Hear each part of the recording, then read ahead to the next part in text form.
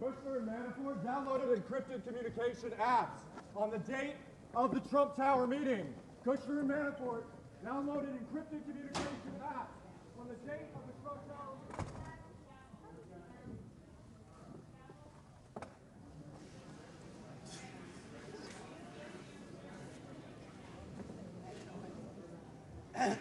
Some idiot. That was quick. That was over under for getting drug out of the area. You think you'd wait for someone to say something first? Get the cameras through. Okay. I don't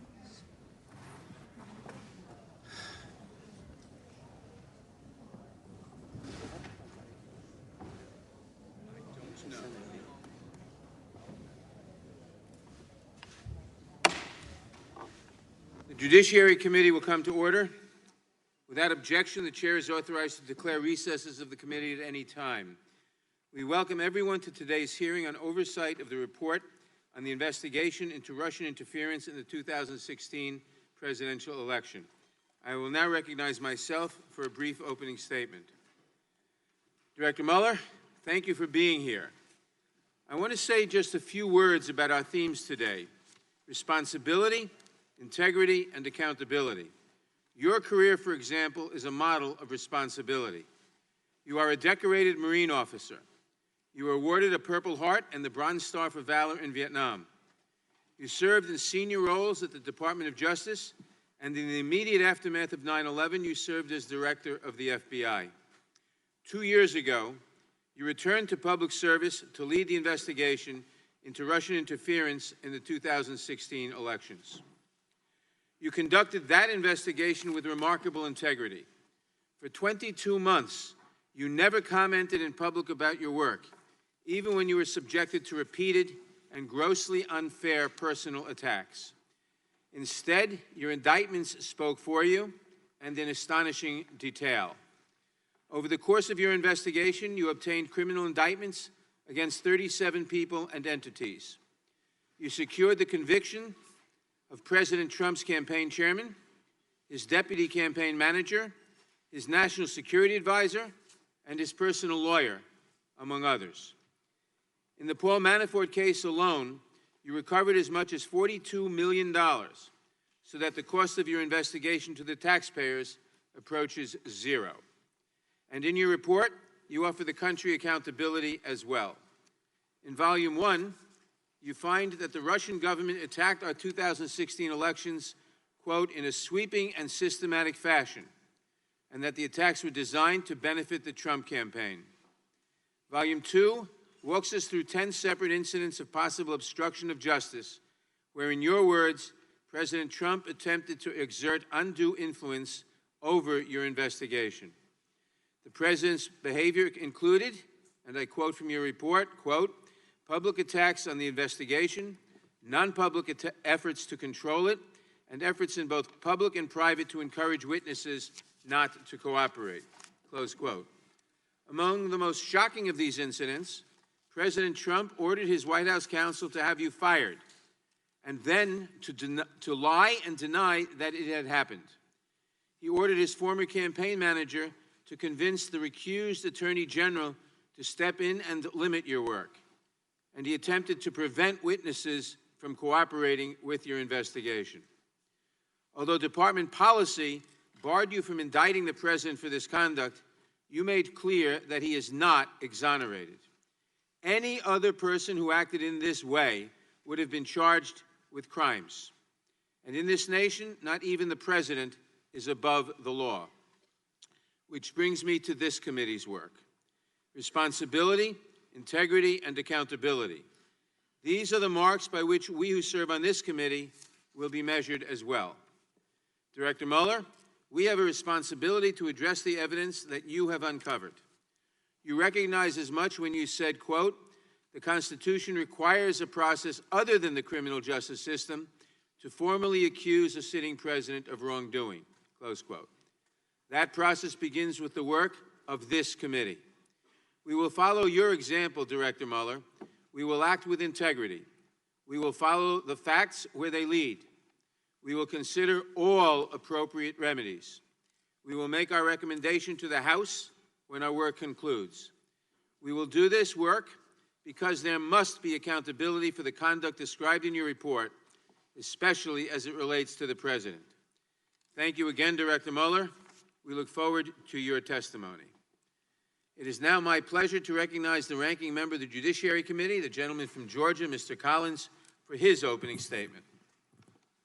Thank you, Mr. Chairman, and thank you, Mr. Mueller, for being here.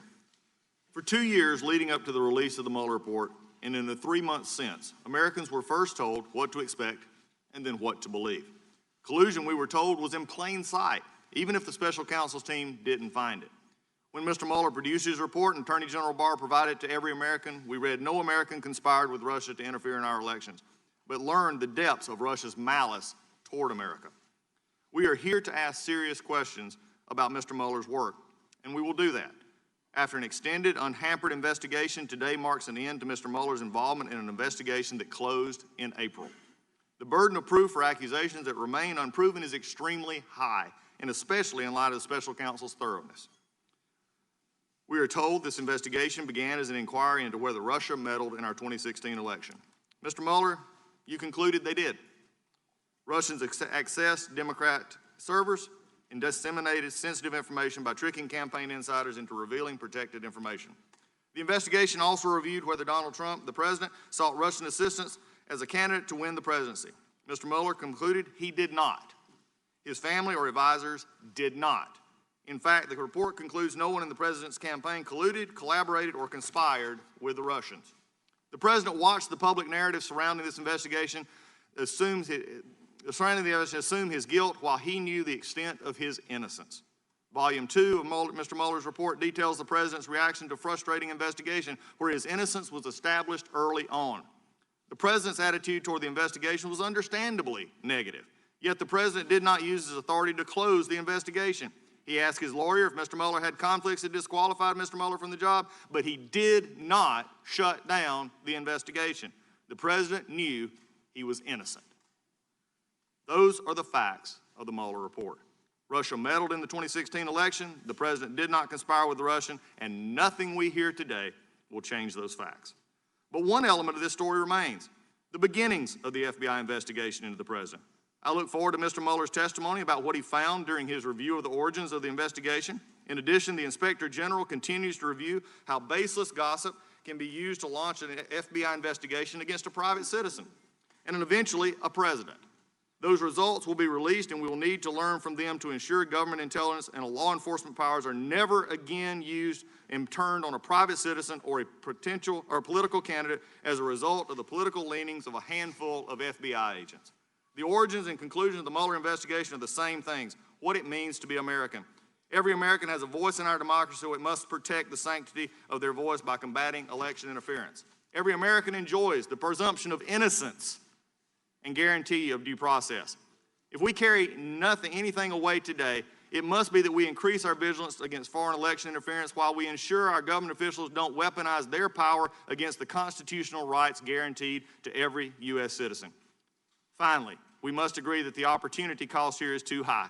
The months we have spent investigating from this dais failed to end the border crisis or contribute to the growing job market. Instead, we have gotten stuck, and it's paralyzed this committee and this House.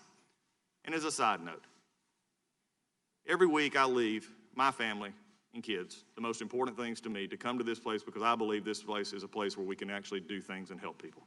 6.5 years ago, I came here to work on behalf of the people of the 9th District in this country. And we accomplished a lot in those first 6 years on a bipartisan basis with many of my friends across the aisle sitting on this dais with me today. However, this year, because the majority's dislike of this president and the endless hearing into a closed investigation have caused us to accomplish nothing except talk about the problems of our country while our border is on fire and in crisis and everything else is stopped. This hearing is long overdue. We have had truth for months. No American conspired to throw our election. What we need today is to let that truth bring us confidence and, I hope, Mr. Chairman, closure. With that, I yield back. Thank you, Mr. Collins. I will now introduce today's witness. Robert Mueller served as director of the FBI from 2001 to 2013, and most recently served as special counsel in the Department of Justice, overseeing the investigation into Russian interference in the 2016 special election. He received his BA from Princeton University, an MA from New York University in my district, and his JD from the University of Virginia. Mr. Mueller is accompanied by counsel Aaron Zebley, who served as deputy special counsel on the investigation. We welcome our distinguished witness, and we thank you for participating in today's hearing. Now, if you would please rise, I will begin by swearing you in. Would you raise your right hand, please? Left hand. Do you swear or affirm under penalty of perjury that the testimony you're about to give is true and correct to the best of your knowledge, information, and belief, so help you God? Let the record show the witness answered the affirmative. Thank you, and please be seated. Please note that your written statement will be entered into the record in its entirety. Accordingly, I ask that you summarize your testimony in 5 minutes. Director Mueller, you may begin. Good morning, Chairman Nadler, and Ranking Member Collins, and the members of the committee. As you know, in May 2017, the Acting Attorney General asked me to serve as special counsel. I undertook that role because I believed that it was of paramount interest to the nation to determine whether a foreign adversary had interfered in the presidential election. As the Acting Attorney General said at the time, the appointment was necessary in order for the American people to have full confidence in the outcome. My staff and I carried out this assignment with that critical objective in mind: to work quietly, thoroughly, and with integrity so that the public would have full confidence in the outcome. The order appointing me as special counsel directed our office to investigate Russian interference in the 2016 presidential election. This included investigating any links or coordination between the Russian government and individuals associated with the Trump campaign. It also included investigating efforts to interfere with or obstruct our investigation. Throughout the investigation, I continually stressed two things to the team that we had assembled. First, we needed to do our work as thoroughly as possible and as expeditiously as possible. It was in the public interest for our investigation to be complete, but not to last a day longer than was necessary. Second, the investigation needed to be conducted fairly and with absolute integrity. Our team would not leak or take other actions that could compromise the integrity of our work. All decisions were made based on the facts and the law. During the course of our investigation, we charged more than 30 defendants with committing federal crimes, including 12 officers of the Russian military. 7 defendants have been convicted or pled guilty. Certain of the charges we brought remain pending today, and for those matters, I stress that the indictments contain allegations and every defendant is presumed innocent unless and until proven guilty. In addition to the criminal charges we brought, as required by Justice Department regulations, we submitted a confidential report to the Attorney General at the conclusion of our investigation. The report set forth the results of our work and the reasons for our charging and declination decisions. The Attorney General later made the report largely public. As you know, I made a few limited remarks about our report when we closed the Special Counsel's office in May of this year. But there are certain points that bear emphasis.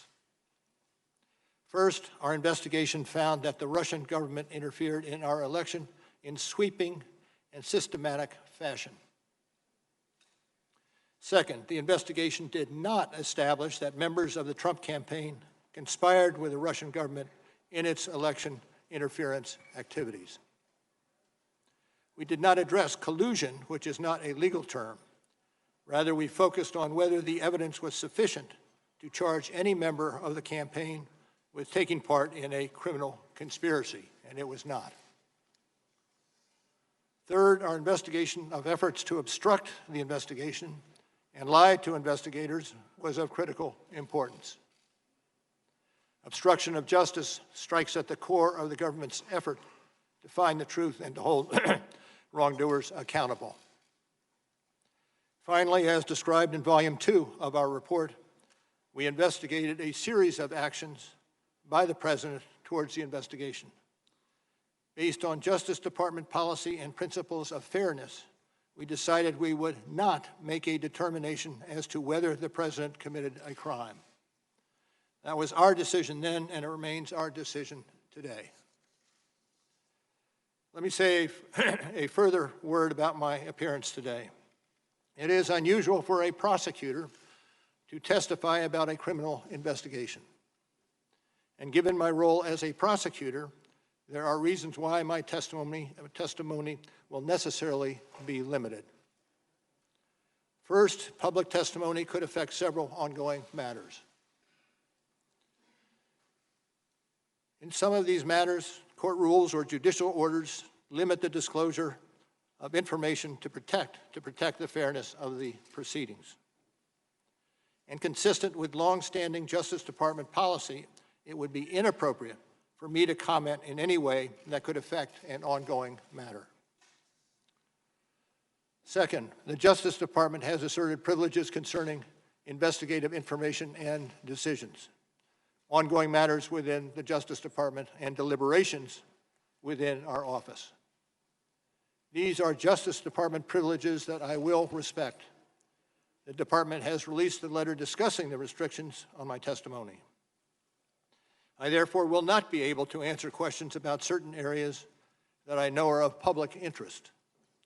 For example, I am unable to address questions about the initial opening of the FBI's Russia investigation, which occurred months before my appointment, or matters related to the so-called Steele dossier. These matters are subject of ongoing review by the Department, Any questions on these topics should therefore be directed to the FBI or the Justice Department. As I explained when we closed the special counsel's office in May, our report contains our findings and analysis and the reasons for the decisions we made. We conducted an extensive investigation over 2 years. In writing the report, we stated the results of our investigation with precision. We scrutinized every word. I do not intend to summarize or describe the results of our work in a different way in the course of my testimony today. And as I said on May 29th, the report is my testimony, and I will stay within that text. And as I stated in May, I will not comment on the actions of the Attorney General or of Congress. I was appointed as a prosecutor, and I intend to adhere to that role and to the department standards that govern it.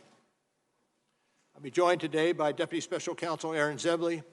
Mr. Zebley has extensive experience as a federal prosecutor and at the FBI, where he served as my Chief of Staff. And Mr. Zebley was responsible for the day-to-day oversight of the investigations conducted by our office. Now, I also want to again say thank you to the attorneys, the FBI agents, the analysts, the professional staff who helped us conduct this investigation in a fair and independent manner. These individuals who spent nearly 2 years of working on this matter were of the highest integrity. And let me say one more thing. Over the course of my career, I have seen a number of challenges to our democracy. The Russian government's effort to interfere in our election is among the most serious. And as I said on May 29th, this deserves the attention of every American. Thank you, Mr. Chairman. Thank you. We will now proceed under the 5-minute rule with questions. I will begin by recognizing myself for 5 minutes. Director Mueller, the President has repeatedly claimed that your report found there was no obstruction and that it completely and totally exonerated him. But that is not what your report said, is it? Correct. It is not what the report said. And now, reading from page 2 of volume 2 of your report that's on the screen, you wrote, quote, "If we had confidence after a thorough investigation of the facts that the President clearly did not commit obstruction of justice, we would so state. Based on the facts and the applicable legal standards, however, we are unable to reach that judgment," close quote. Now, does that say there was no obstruction? No. In fact, you were actually unable to conclude the President did not commit obstruction of justice. Is that correct? Well, we, at the outset, determined that we, when it came to the President's culpability, we needed to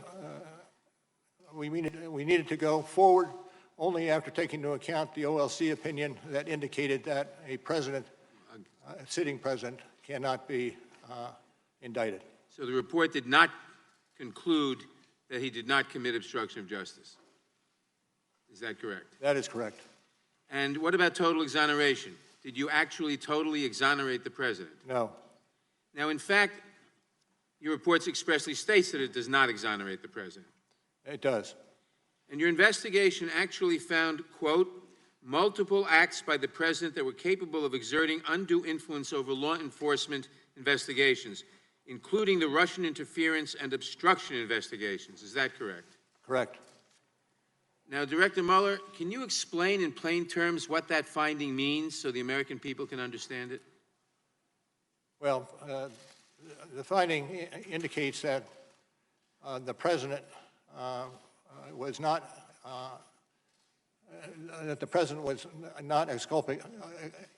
exculpated for the acts that he allegedly committed. In fact, you were talking about incidents, quote, in which the President sought to use his official power outside of usual channels, unquote, to exert undue influence over your investigations. Is that right? That's correct. Now, am I correct that on page 7 of volume 2 of your report, you wrote, quote, the President became aware that his own conduct was being investigated in an obstruction of justice inquiry. At that point, the President engaged in a second phase of conduct involving public attacks on the investigation, non-public efforts to control it, and efforts in both public and private to encourage witnesses not to cooperate with the investigation, close quote. So President Trump's efforts to exert undue influence over your investigation intensified after the President became aware that he personally was being investigated? I stick with the language that you have in front of you, Which okay. comes from page 7, volume 2.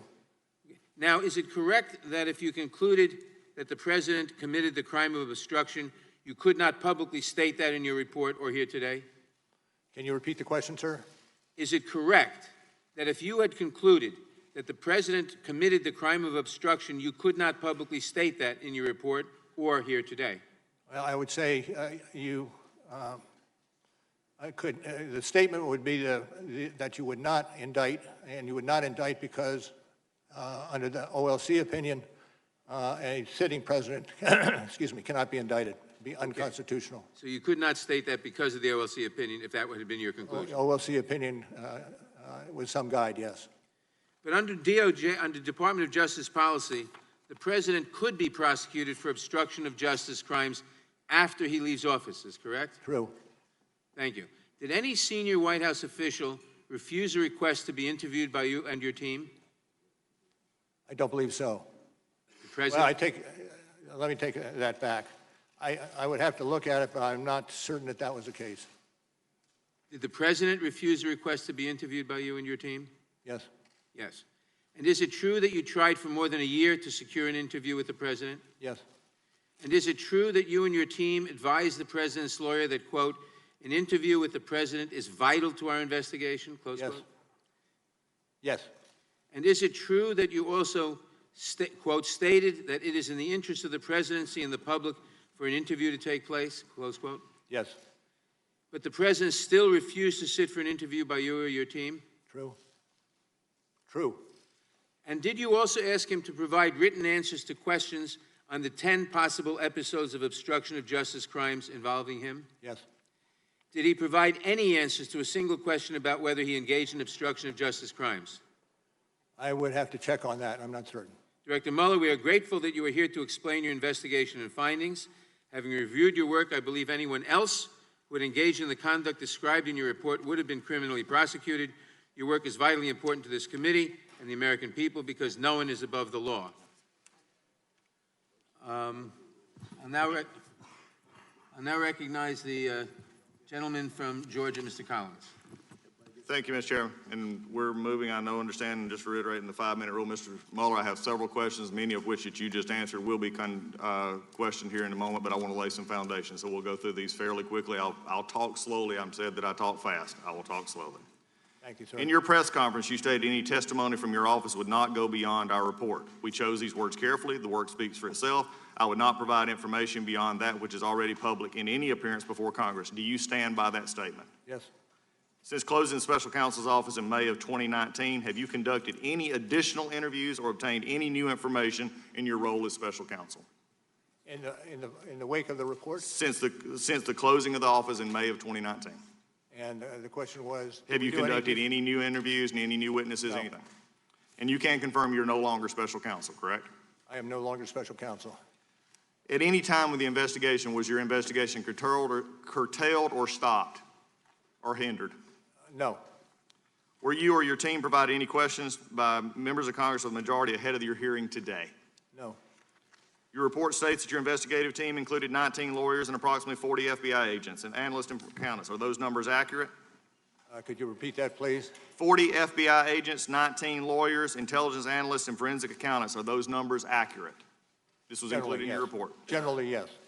Is it also true that you issued over 2,800 subpoenas, executed nearly 500 search warrants, obtained more than 230 orders for communication records, and 50 pen registers? That went a little fast for me. Okay. In your report, I'll make this very simple. You did a lot of work, correct? Yes, that I agree to. A lot of subpoenas, a lot of pen registers. A lot of subpoenas. Yes. Okay, we'll walk this really slow if we need to. A lot of search warrants. All right, a lot of search warrants, a lot of things. So you're very thorough. The what? In your opinion, very thorough. You listed this out in your report, correct? Yes. Thank you. Is it true, the evidence gathered during your investigation, given the questions that you have just answered, is it true the evidence gathered during your investigation did not establish that the president was involved in the underlying crime related to Russian election interference as stated in Volume 1, page 7? We found insufficient evidence of the president's culpability. So that would be a yes. Without, pardon? That would be a yes. Yes. Thank you. Isn't it true the evidence did not establish that the president or those close to him were involved in the charged Russian computer hacking or active measure conspiracies, or that the president otherwise had unlawful relationships with any Russian official? Volume 2, page 76, correct? I leave the answer to our report. So as a yes. Is that any true your investigation did not establish that members of the Trump campaign conspired or coordinated with Russian government in the election interference activity? Volume 1, page 2, Volume 1, page 173. Thank you. Yes. Yes, thank you. Although your report states collusion is not so specific offense, and you've said that this morning, or a term of art in federal criminal law, conspiracy is. In the colloquial context, are collusion and conspiracy essentially synonymous terms? You're going to have to repeat that for me.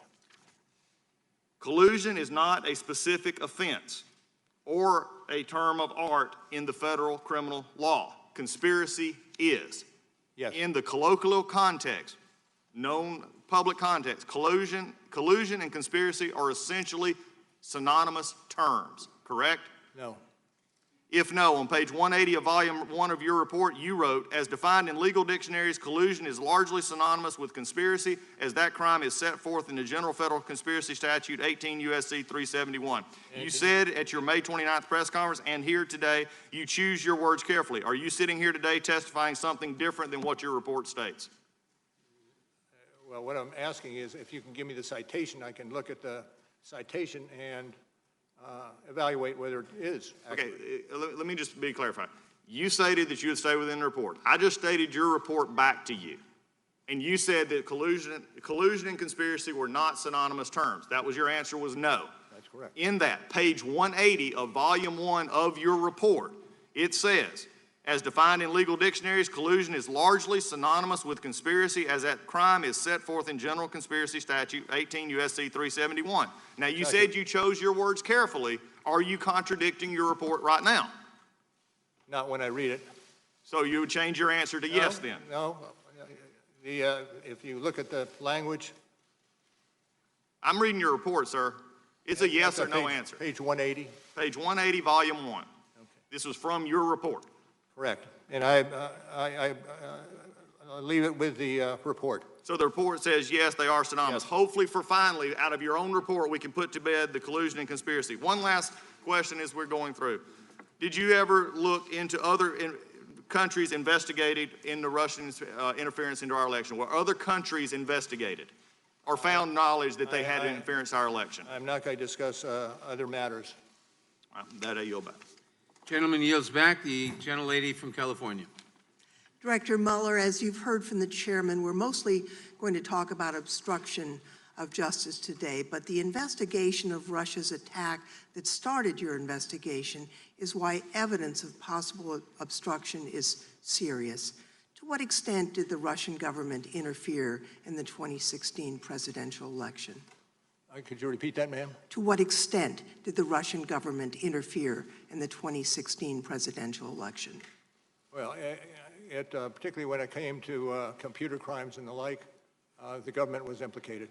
So you wrote in volume 1 that the Russian government interfered in the 2016 presidential election in sweeping and systematic fashion.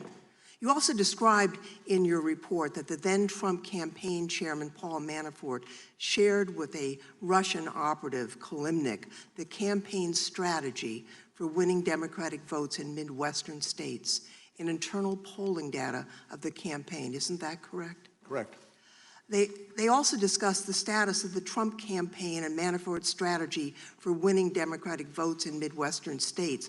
Months before that meeting, Manafort had caused internal data to be shared with Kalimnik, and the sharing continued for some period of time after their August meeting. Isn't that correct? Accurate. In fact, your investigation found that Manafort briefed Kalimnik on the state of the Trump campaign and Manafort's plan to win the election, and that briefing encompassed the campaign's messaging, its internal polling data. It also included discussion of battleground states, which Manafort identified as Michigan, Wisconsin, Pennsylvania, and Minnesota. Isn't that correct? That's correct. Did your investigation determine who requested the polling data to be shared with Kalimnik? Well, I would direct you to the report and adopt what we have in the report with regard to that particular issue. We don't have the redacted version. That's maybe another reason why we should get that for Volume 1. Based on your investigation, how could the Russian government have used this campaign polling data to further its sweeping and systematic interference in the 2016 presidential election? That's a little bit out of our path. Fair enough. Did your investigation find that the Russian government perceived it would benefit from one of the candidates winning? Yes. And which candidate would that be? Well, it would be Trump. Correct. The president. Now, the Trump campaign wasn't exactly reluctant to take Russian help. You wrote it expected it would benefit electorally from information stolen and released through Russian efforts. Isn't that correct? That's correct. Now, was the investigation's determination, what was the investigation's determination regarding the frequency with which the Trump campaign made contact with the Russian government? Well, I would have to refer you to the report on that. Well, we went through and we counted 126 contacts between Russians or their agents and Trump campaign officials or their associates. So would that sound about right? I can't say. I understand the statistic, and I believe it. I understand the statistic. Well, Mr. Mueller, I appreciate your being here and your report. From your testimony and the report, I think the American people have learned several things. First, the Russians wanted Trump to win. Second, the Russians went on a sweeping cyber influence campaign.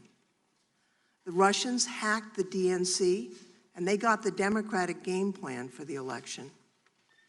The Russian campaign chairman met with Russian agents and repeatedly gave them internal data, polling, and messaging in the battleground states.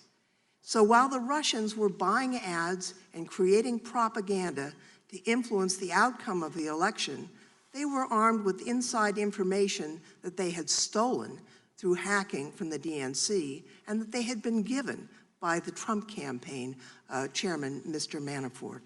My colleagues will probe the efforts undertaken to keep this information from becoming public, but I think it's important for the American people to understand the gravity of the underlying problem that your report uncovered. And with that, Mr. Chairman, I would yield back. Gentlelady.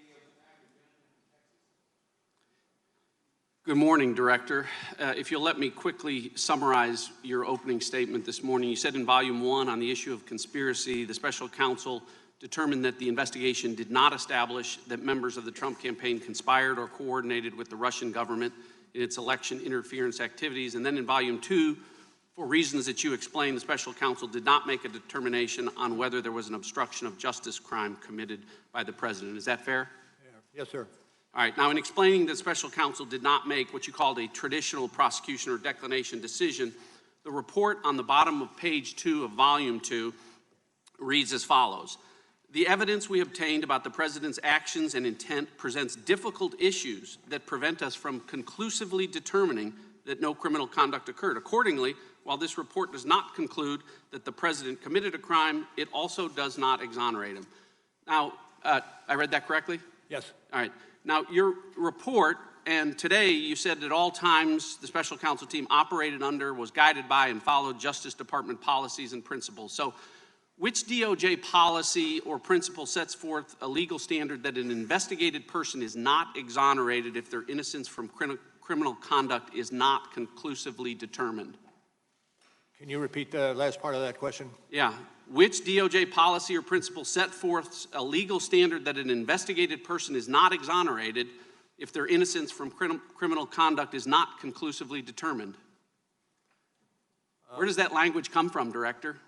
Where is the DOJ policy that says that? Let me make it easier. Go ahead. Can you give me an example other than Donald Trump where the Justice Department determined that an investigated person was not exonerated because their innocence was not conclusively determined? I cannot, but this is a unique situation. Okay, well, you can't, time is short, I've got 5 minutes, let's just leave it at, you can't find it because I'll tell you why. It doesn't exist. The special counsel's job, nowhere does it say that you were to conclusively determine Donald Trump's innocence or that the special counsel report should determine whether or not to exonerate him. It's not in any of the documents. It's not in your appointment order. It's not in the special counsel regulations. It's not in the OLC opinions. It's not in the Justice Manual, and it's not in the principles of federal prosecution. Nowhere do those words appear together because respectfully, Director, it was not the special counsel's job to conclusively determine Donald Trump's innocence or to exonerate him because the bedrock principle of our justice system is a presumption of innocence. It exists for everyone. Everyone is entitled to it, including sitting presidents. And because there is a presumption of innocence, prosecutors never, ever need to conclusively determine it. Now, Director, the special counsel applied this inverted burden of proof that I can't find and you said doesn't exist anywhere in the department policies, and you used it to write a report. And the very first line of your report, says, and as you read this morning, it authorizes the special counsel to provide the Attorney General with a confidential report explaining the prosecution or declination decisions reached by the special counsel. That's the very first word of your report, right? That's correct. Here's the problem, Director. The special counsel didn't do that. On volume 1, you did. On volume 2, with respect to potential obstruction of justice, the special counsel made neither a prosecution decision or a declination decision. You made no decision. You told us this morning and in your report that you made no determination. So respectfully, Director, you didn't follow the special counsel regulations. It clearly says, write a confidential report about decisions reached. Nowhere in here does it say, write a report about decisions that weren't reached. You wrote 180 pages about decisions that weren't reached, about potential crimes that weren't charged or decided. And respectfully, by doing that, you managed to violate every principle and the most sacred of traditions about prosecutors not offering extra prosecutorial analysis about potential crimes that aren't charged. So Americans need to know this as they listen to the Democrats and socialists on the other side of the aisle, as they do dramatic readings from this report, that volume 2 of this report was not authorized under the law to be written. It was written to a legal standard that does not exist at the Justice Department. And it was written in violation of every DOJ principle about extra prosecutorial commentary. I agree with the chairman this morning when he said Donald Trump is not above the law. He's not. But he damn sure shouldn't be below the law, which is where volume 2 of this report puts him.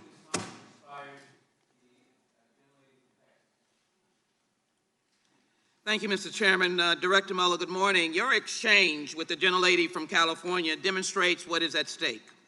The Trump campaign chair, Paul Manafort, was passing sensitive voter information and poll data to a Russian operative. And there were so many other ways that Russia subverted our democracy. Together with the evidence in Volume 1, I cannot think of a more serious need to investigate. So now I'm going to ask you some questions about obstruction of justice as it relates to Volume 2. On page 12 of Volume 2, you state, we determined that there were a sufficient factual and legal basis to further investigate potential obstruction of justice issues involving the president. Is that correct?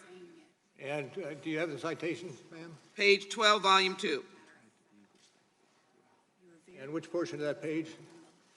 That is, we determined that there was a sufficient factual and legal basis to further investigate potential obstruction of justice issues involving the president. Is that correct?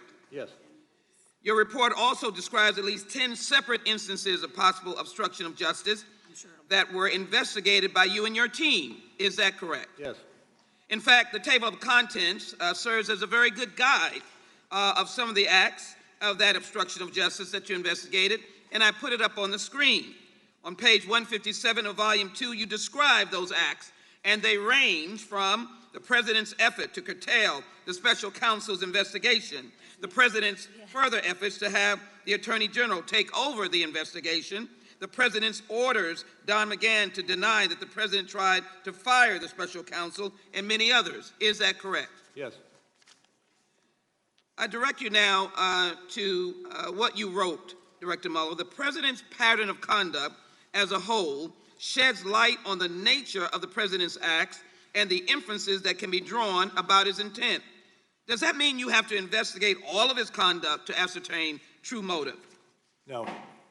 And when you talk about the President's pattern of conduct that include the 10 possible acts of obstruction that you investigated, is that correct? When you talk about the President's pattern of conduct, that would include the 10 possible acts of obstruction that you investigated, correct? I direct you to the report for how that is characterized.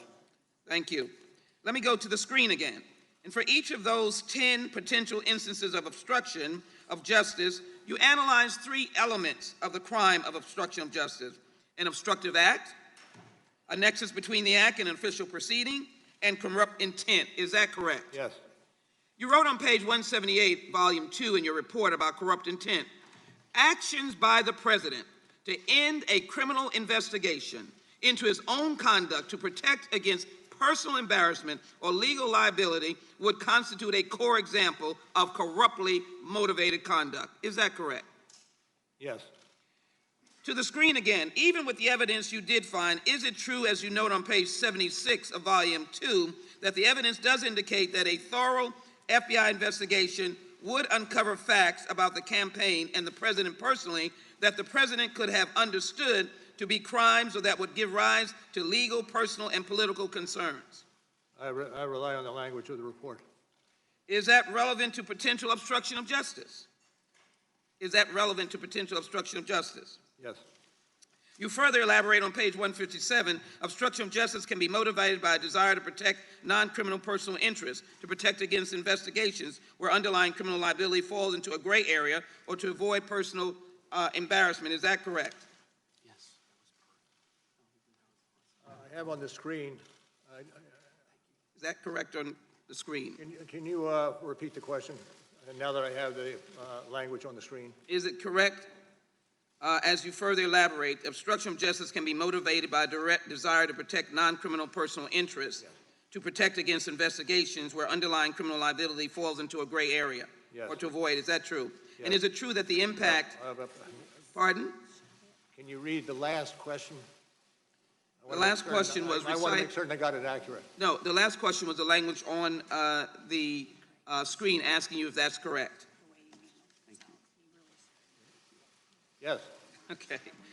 Does a conviction of obstruction of justice result potentially in a lot of years of time in jail? Yes. Well, again, can you repeat the question just to make certain that I have it accurate? Does obstruction of justice warrant a lot of time in jail Yes. if you were convicted? Yes. And is The time of the gentlelady has expired. Gentleman from Wisconsin. Thank you very much, Mr. Chairman. Let me begin by reading the special counsel regulations by which you were appointed. It reads, quote, "At the conclusion of the special counsel's work, he or she shall provide the Attorney General with a confidential report explaining the prosecution or declinations decisions reached by the special counsel." That correct? Yes. Okay. Now, when a regulation uses the word "shall provide," does it mean that the individual is in fact obligated to provide what's being demanded by the regulation or statute, meaning you don't have any wiggle room, right? I'd have to look more closely at the statute. Well, I just read it to you. Okay. Now, volume 2, page 1, your report boldly states we determined not to make a traditional prosecutorial judgment. Is that correct? I'm trying to find that citation, Congressman. Director, could you speak more directly into the microphone, please? Yes. Thank you. Well, it's volume 2, page... Mr. Chairman, I'm sorry. It's volume 2, page 1. It said, we determined not to make a traditional prosecutorial judgment. Yes. That's right in the beginning.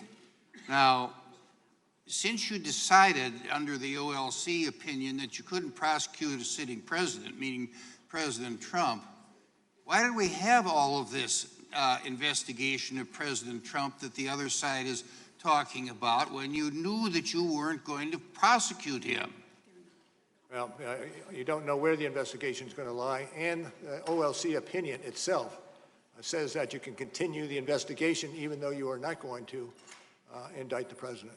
Okay, well, if you're not going to indict the president, then you just continue fishing, and that's my observation. Well, sure you. My time is limited. Sure, you can indict other people, but you can't indict the sitting president, right? That's true. Okay. Now, there are 182 pages in raw evidentiary material, including hundreds of references to 302, which are interviews by the FBI, for individuals who've never been cross-examined and which did not comply with the special counsel's governing regulation to explain the prosecution or declination decisions reached, correct? And where are you reading from on that? I'm reading from my question. Then could you repeat it? Okay. You have 182 pages of raw evidentiary material with hundreds of references to 302s who were never been cross-examined and which didn't comply with the governing regulation to explain the prosecution or declination decisions reached. This is one of those areas which I declined to discuss. Okay, then let... And would direct you to the report itself. Okay. Well, I looked at the 182 pages of it.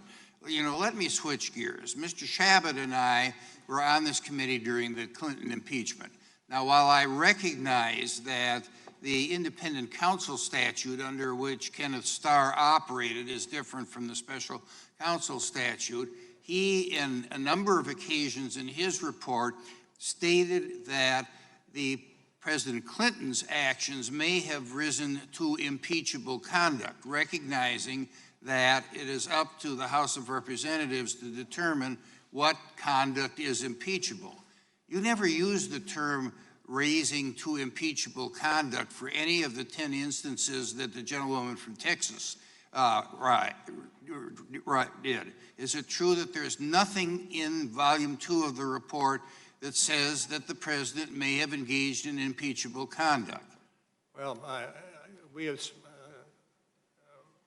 studiously kept in the center of our investigation our mandate, and our mandate does not go to other ways of addressing conduct. Our mandate goes to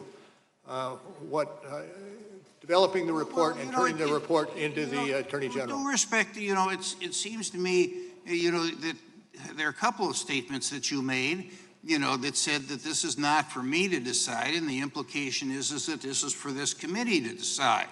Now, you didn't use the word impeachable conduct like Starr did. There was no statute to prevent you from using the word impeachable conduct. And I go back to what Mr. Radcliffe said, and that is that even the president is innocent until proven guilty. My time is up. Gentleman's time has expired. The gentleman from Tennessee. Thank you, Mr. Chair. First, I'd just like to restate that Mr. Nadler said about your career. It's a model of rectitude, and I thank you. Based upon your investigation, how did President Trump react to your appointment as special counsel? Again, I send you the report for where that is stated.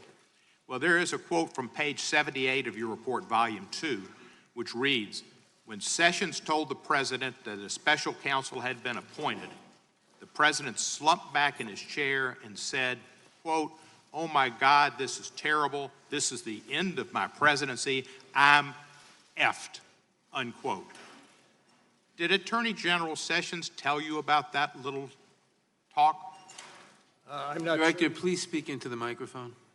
Oh, surely. My apologies. I am not certain of the person who originally copied that quote. Okay, well, Sessions apparently said it, and one of his aides had it in his notes too, which I think you had, but that's become record. He wasn't pleased. He probably wasn't pleased with the special counsel, and particularly you, because of your outstanding reputation. Correct. Prior to your appointment, the Attorney General recused himself from the investigation because of his role in the 2016 campaign. Is that not correct? Correct.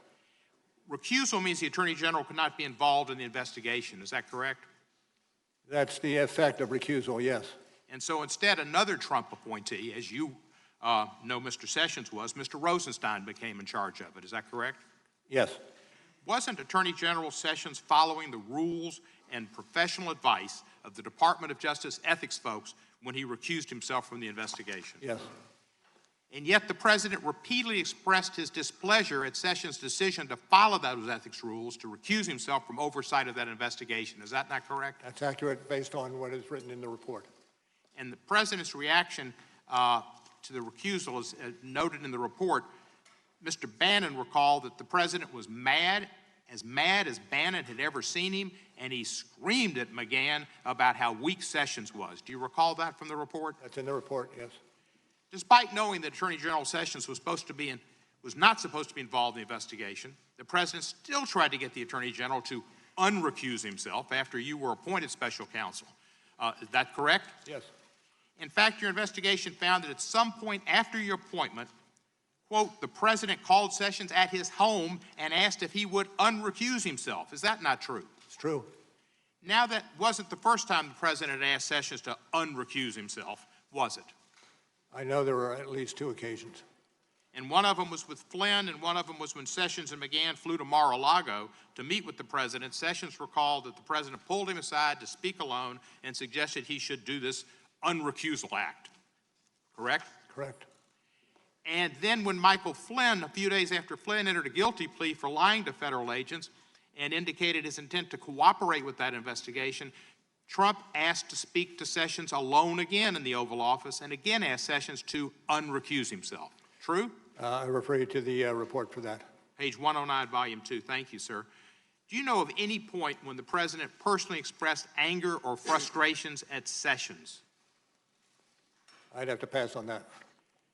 Do you recall, and I think it's at page 78 of Volume 2, the President told Sessions, you were supposed to protect me.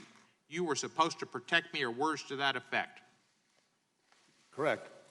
And is the Attorney General supposed to be the Attorney General of the United States of America or the consigliere for the President? United States of America. Thank you, sir.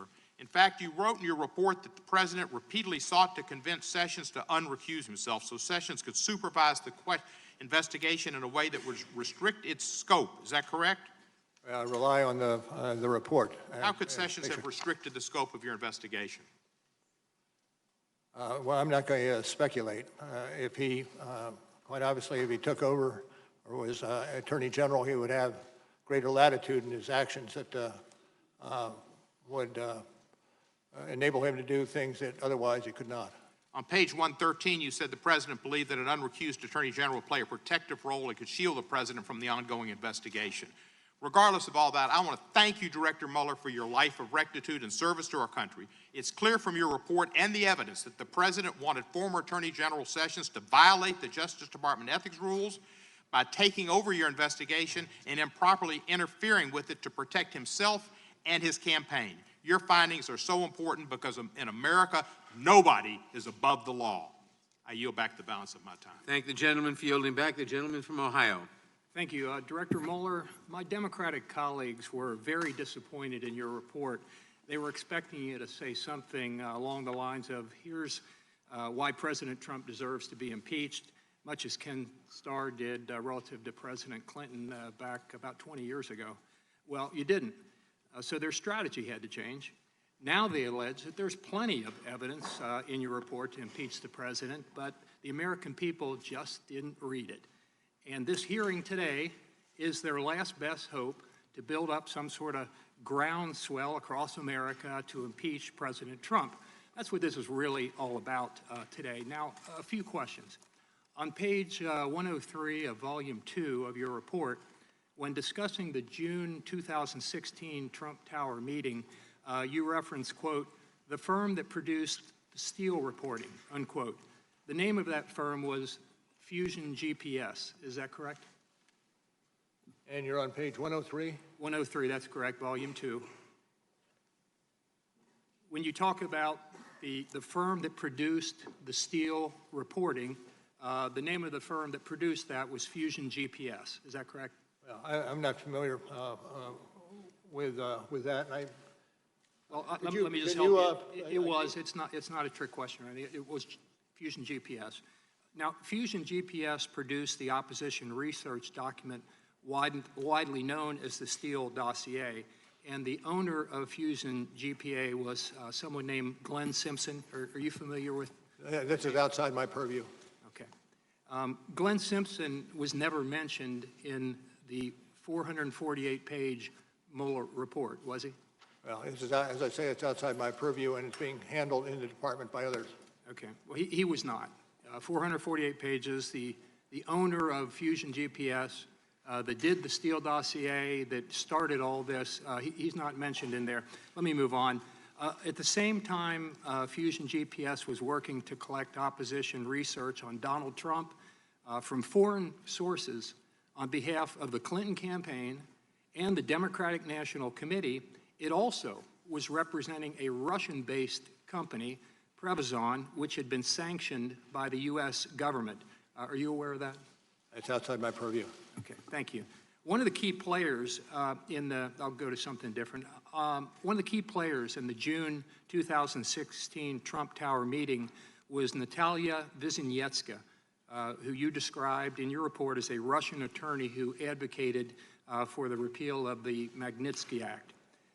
Vizhnetska had been working with none other than Glenn Simpson and Fusion GPS since at least early 2014. Are you aware of that? Outside my purview. Thank you. But you didn't mention that or her connections to Glenn Simpson and Fusion GPS in your report at all. Let me move on. Now, NBC News has reported the following. Quote, Russian lawyer Natalia Vizhnetska says she first received the supposedly incriminating information she brought to Trump Tower describing alleged tax evasion and donation to Democrats from none other than Glenn Simpson, the Fusion GPS owner. You didn't include that in the report, and I assume you're saying that would be the matter outside. being handled by others at the Department of Justice. Okay, thank you. Now, your report spends 14 pages discussing the June 9th, 2016 Trump Tower meeting. It would be fair to say, would it not, that you spent significant resources investigating that meeting? Well, I refer you to the report. Okay, and President Trump wasn't at the meeting? No, You're he aware was of not. that. Thank you. Now, in stark contrast to the actions of the Trump campaign, we know that the Clinton campaign did pay Fusion GPS to gather dirt on the Trump campaign from persons associated with foreign governments. But your report doesn't mention a thing about Fusion GPS in it, and you didn't investigate Fusion GPS's connections to Russia. So let me just ask you this. Can you see that from neglecting to mention Glenn Simpson and Fusion GPS's involvement with the Clinton campaign, to focusing on a brief meeting at the Trump Tower that produced nothing, to ignoring the Clinton campaign's own ties to Fusion GPS, why some view your report as a pretty one-sided attack on the president? Well, I tell you, it is still outside my purview. All right, and I would just note finally that I guess it's just by chance, by coincidence, that the things left out of the report tended to be favorable to the president. My time's expired. Thank you, Director Mueller. I'd like to get us back on track here. Your investigation found that President Trump directed White House counsel Don McGahn to fire you. Isn't that correct? True. And the president claimed that he wanted to fire you because you had supposed conflicts of interest. Isn't that correct? True. Now, you had no conflicts of interest that required your removal. Isn't that a fact? That's correct. And in fact, Don McGahn advised the president that the asserted conflicts were, in his words, silly and not real conflicts. Isn't that true? I refer to the report on that episode. Well, page 85 of volume 2 speaks to that. And also, Director Mueller, DOJ ethics officials confirmed that you had no conflicts that would prevent you from serving as special counsel. Isn't that correct? That's correct. But despite Don McGahn and the Department of Justice guidance, around May 23rd, 2017, the president, quote, prodded McGahn to complain to Deputy Attorney General Rosenstein about these supposed conflicts of interest, correct? Correct. And McGahn declined to call Rosenstein, telling the president that it would look like still trying to meddle in the investigation and knocking out Mueller would be another fact used to claim obstruction of justice. Isn't that correct? Generally so, yes. And in other words, Director Mueller, the White House counsel told the president that if he tried to remove you, that could be another basis to allege that the president was obstructing justice, correct? That is generally correct, yes. Now, I'd like to review what happened after the president was warned about obstructing justice. On Tuesday, I'm sorry, Congressman, do you have a citation for the? Yes, volume 2, page 81. Thank you. And 82. Now, I'd like to review what happened after the president was warned about obstructing justice. It's true that on Tuesday, June 13th, 2017, the president dictated a press statement stating he had, quote, no intention of firing you, correct? Correct. But the following day, June 14th, the media reported for the first time that you were investigating the president for obstructing of justice, correct? Correct. And then, after learning for the first time that he was under investigation, the very next day, the president, quote, issued a series of tweets acknowledging the existence of the obstruction investigation and criticizing it. Isn't that correct? Generally so. And then, on Saturday, June 17th, 2 days later, the president called Don McGahn at home from Camp David on a Saturday to talk about you. Isn't that correct? Correct. What was the significant? What was significant about that first weekend phone call that Don McGahn took from President Trump? Well, I'm going to ask you to rely on what we wrote about those incidents. Well, you wrote in your report that on at page 85, volume 2, that on Saturday, June 17, 2017, the president called McGahn at home to have the special counsel removed. Now, did the president call Don McGahn more than once that day? Well, I gave... I think it was 2 calls. Sorry about that. On page 85 of your report, you wrote, quote, on the first call, McGahn recalled that the president said something like, quote, you got to do this, you got to call Rod, correct? Correct. And your investigation and report found that Don McGahn was perturbed, to use your words, by the president's request to call Rod Rosenstein to fire him. Isn't that correct? Well, there was a continuous colloquy. There was a continuous involvement of Don McGahn in responding to the president's entreaties. And he did not want to put himself in the middle of that. He did not want to have a role in asking the Attorney General to fire the special counsel, correct? Well, I would again refer you to the report and the way it is characterized in the report.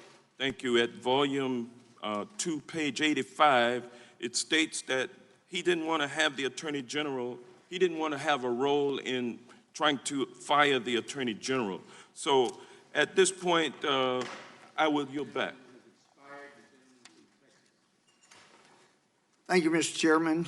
Mr. Mueller, well, first, let me ask a unanimous consent, Mr. Chairman, to submit this article, Robert Mueller Unmasked, for the record. Without objection. Now, Mr. Mueller, who wrote the 9-minute comments you read at your May 29th press conference? I'm not going to get into that. Okay, so that's what I thought. You didn't write it. A 2013 puff piece in the Washingtonian about Comey said basically when Comey called, you drop everything you were doing. It gave examples. You're having dinner with your wife and daughter. Comey calls, you drop everything and go. The article quoted Comey as saying, if a train were coming down the track, and I quote, at least Bob Mueller will be standing on the tracks with me. You and James Comey have been good friends or were good friends for many years, correct? We were business associates. We both started off in the Justice Department about the You were same good time. friends. You can work together and not be friends, but you We and were Comey friends. were friends. We were friends. That's my question. Thank you for getting to the answer. Now, before you were appointed as special counsel, had you talked to James Comey in the preceding 6 months? No. When you were appointed as special counsel, was President Trump's firing of Comey something you anticipated investigating, potentially obstruction of I'm justice? not going to get into that. That's internal deliberations in the Justice Department. Actually, it goes to your credibility, and maybe you've been away from the courtroom for a while. Credibility is always relevant. It's always material, and that goes for you, too. You're a witness before us. Let me ask you, when you talked to President Trump the day before he appointed you, or you were appointed as special counsel, you were talking to him about FBI director position again. Did he mention the firing of James Comey? Not as a candidate. I was asked. Did he mention the firing of James Comey in your discussion with him? Cannot remember. Pardon? Cannot remember. Don't believe so, but I'm not going to be specific. You don't remember. But if he did, you could have been a fact witness as to the president's comments and state of mind on firing James Comey. I suppose that's possible. Yeah. So most prosecutors want to make sure there's no appearance of impropriety. But in your case, you hired a bunch of people that did not like the president. Let me ask you, when did you first learn of Peter Strzok's animus toward Donald Trump? In the summer of 2017. You didn't know before he was hired? I'm sorry, what did You didn't know before he was hired for your team? know what? Peter Strzok hated Trump. Okay. You didn't know that before he was made part of your team. Is that what you're I saying? did not know that. All right. When did you first learn? When he did find out, I acted swiftly to have him reassigned elsewhere in the FBI. Well, there's some discussion about how swift that was. But when did you learn of the ongoing affair he was having with Lisa Page? About the same time I learned from Strzok. Did you ever order anybody to investigate the deletion of all of their texts off of their government phones? Once we found that Peter Strzok was an author of... Did you ever May I finish? order, well, you're not answering my question. Did you order an investigation into deletion and reformatting of their government phones? No, there was an IG investigation ongoing. Well, listen, regarding collusion or conspiracy, you didn't find evidence of any agreement, I'm quoting you, among the Trump campaign officials and any Russia-linked individuals to interfere with our U.S. election, correct? Correct. So you also note in the report that an element of any of those obstructions you referenced requires a corrupt state of mind, correct? Corrupt intent, correct. Right. And if somebody knows they did not conspire with anybody from Russia to affect the election, and they see the big Justice Department with people that hate that person coming after them, and then a special counsel appointed who hires dozen or more people that hate that person, and he knows he's innocent. He's not corruptly acting in order to see that justice is done. What he's doing is not obstructing justice. He is pursuing justice, and the fact that you ran it out 2 years means you perpetuated injustice. I take your Gentleman's question. time has expired. The witness may answer the question. I take your question. The gentleman from Florida. Director Mueller, I'd like to get back to your findings covering June of 2017. There was a bombshell article that reported that the President of the United States was personally under investigation for obstruction of justice. And you said in your report on page 90, volume 2, and I quote, "News of the obstruction investigation prompted the President to call McGahn and seek to have the special counsel removed," close quote. And then in your report, you wrote about multiple calls from the President to White House counsel Don McGahn. And regarding the second call, you wrote, and I quote, "McGahn recalled that the President was more direct, saying something like, 'Call Rod. Tell Rod that Mueller has conflicts and can't be the special counsel.' McGahn recalled the President telling him, 'Mueller has to go, and call me back when you do it.'" Director Mueller, did McGahn understand what the President was ordering him to do? I direct you to what we've written in the report in terms of characterizing his feelings. And in the report it says, quote, "McGahn understood the President to be saying that the special counsel had to be removed." You also said on page 86 that, quote, "McGahn considered the President's request to be an inflection point, and he wanted to hit the brakes, and he felt trapped, and McGahn decided he had to resign." McGahn took action to prepare to resign, isn't that correct? I direct you again to the report. And in fact, that very day he went to the White House, and quoting your report, you said, quote, "He then drove to the office to pack his belongings and submit his resignation letter," close quote. That is directly from the report. It is. And before he resigned, however, he called the President's chief of staff, Reince Priebus, and he called the President's senior advisor, Steve Bannon. Do you recall what McGahn told them? Whatever was said will appear in the report. It is. And it says on page 87, quote, "Priebus recalled that McGahn said that the President asked him to do crazy expletive. In other words, crazy stuff. The White House counsel thought that the President's request was completely out of bounds. He said the President asked him to do something crazy. It was wrong. And he was prepared to resign over it." Now, these are extraordinarily troubling events, but you found White House counsel McGahn to be a credible witness, isn't that correct? Correct. Director Mueller, the most important question I have for you today is why? Director Mueller, why did the President of the United States want you fired?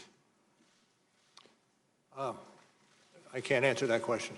Well, on page 89 in your report on volume 2, you said, and I quote, "Substantial evidence indicates that the President's attempts to remove the special counsel were linked to the special counsel's oversight of investigations that involve the President's conduct, and most immediately, to reports that the President was being investigated for potential obstruction of justice," close quote. Director Mueller, you found evidence, as you lay out in your report, that the President wanted to fire you because you were investigating him for obstruction of justice. Isn't that correct? That's what it says in the report, yes. And I stand behind the report. Director Mueller, that shouldn't happen in America. No president should be able to escape investigation by abusing his power. But that's what you testified to in your report. The President ordered you fired. The White House counsel knew it was wrong. The President knew it was wrong. In your report, it says there's also evidence the President knew he should not have made those calls to McGahn. But the President did it anyway. He did it anyway. Anyone else who blatantly interfered with a criminal investigation like yours would be arrested and indicted on charges of obstruction of justice. Director Mueller, you determined that you were barred from indicting a sitting president. We've already talked about that today. That is exactly why this committee must hold the president accountable. I yield back. The gentleman yields back. The gentlelady from Alabama. Director Mueller, you just said in response to two different lines of questionings that you would refer, as it relates to this firing discussion, that I would refer you to the report and the way it was characterized in the report. Importantly, the president never said fire Mueller or in the investigation, and one doesn't necessitate the other. And McGahn, in fact, did not resign. He stuck around for a year and a half. On March 24th, Attorney General Barr informed the committee that he had received the special counsel's report, and it was not until April 18th that the Attorney General released the report to Congress and the public. When you submitted your report to the Attorney General, did you deliver a redacted version of the report so that he would be able to release it to Congress and the public without delay, pursuant to his announcement of his intention to do so during his confirmation hearing? I'm not going to engage in discussion about what happened after the production of our report. Had the Attorney General asked you to provide a redacted version of the report? We worked on the redacted versions together.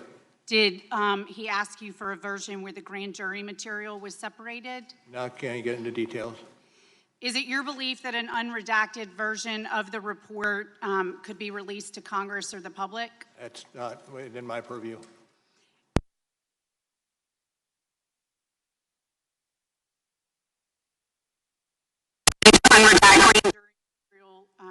Rule 6E material. Why did you not take a similar action so Congress could view this material? We had a process that we were operating on with the Attorney General's office. Are you aware of any Attorney General going to court to receive similar permission to unredact 6E material? I'm not aware of that being done. The Attorney General released the special counsel's report with minimal redactions to the public and an even lesser redacted version to Congress. Did you write the report with the expectation that it would be released publicly? No, we did not have an expectation. We wrote the report understanding that it was demanded by the statute and would go to the Attorney General for further review. And pursuant to the special counsel regulations, who is the only party that must receive the charging decision resulting from the special counsel's investigation? With regard to the president or generally? No, generally. Attorney General? At Attorney General Barr's confirmation hearing, he made it clear that he intended to release your report to the public. Do you remember how much of your report had been written at that point? Do not. Were there significant changes in tone or substance of the report made after the announcement that the report would be made available to Congress and the public? I can't get into that. During the Senate testimony of Attorney General William Barr, Senator Kamala Harris asked Mr. Barr if he had looked at all the underlying evidence that the special counsel's team had gathered. He stated that he had not. So I'm going to ask you, did you personally review all of the underlying evidence gathered in your investigation? Well, to the extent that it came through the special counsel's office, yes. Did any single member of your team review all the underlying evidence gathered during the course of your investigation? As has been recited here today, a substantial amount of work was done, whether it be search warrants or My point is there was no one member of the team that looked at everything. That's what I'm trying to get at. Okay, it's fair to say that in an investigation as comprehensive as yours, it's normal that different members of the team would have reviewed different sets of documents, and few, if anyone, would have reviewed all of the underlying. Thank you, yes. How many of the approximately 500 interviews conducted by the special conference did you attend personally? Very few. On March 27, 2019, you wrote a letter to the Attorney General essentially complaining about the media coverage of your report. You wrote, and I quote, "The summary letter the department sent to Congress and released to the public late in the afternoon of March 24 did not fully capture the context, nature, and substance of this office work and conclusions. We communicated that concern to the department on the morning of March 25th. There is now public confusion about critical aspects of the result of our investigation." Who wrote that March 27th letter? Well, I can't get into who wrote it, the internal deliberation. But you signed it. What I will say is the letter stands for itself. Okay. Why did you write a formal letter since you had already called the Attorney General to express those concerns? I can't get into that, internal deliberations. Did you authorize the letters released to the media, or was it leaked? I have no knowledge on either. Well, you went nearly 2 years without a leak. Why was this letter leaked? I can't get into it. Was this letter written and leaked for the express purpose of attempting to change the narrative about the conclusions of your report? And was anything in Attorney General Barr's letter referred to as principal conclusions inaccurate? The time of the gentlelady has expired. Can he answer the question, please? And the question is? Yes, you may answer the question. Was anything in Attorney General Barr's letter referred to as the principal conclusions letter dated March 24th inaccurate? Well, I am not going to get into that. Time of the gentlelady has expired. The gentlelady from California. Thank you, Mr. Chair. Director Mueller, as you know, we are focusing on 5 obstruction episodes today. I would like to ask you about the second of those 5 obstruction episodes. It is in the section of your report, beginning on page 113 of Volume 2, entitled, quote, "The President orders McGahn to deny that the President tried to fire the special counsel," end quote. On January 25th, 2018, the New York Times reported that, quote, "The President had ordered McGahn to have the Department of Justice fire you." Is that correct? Correct.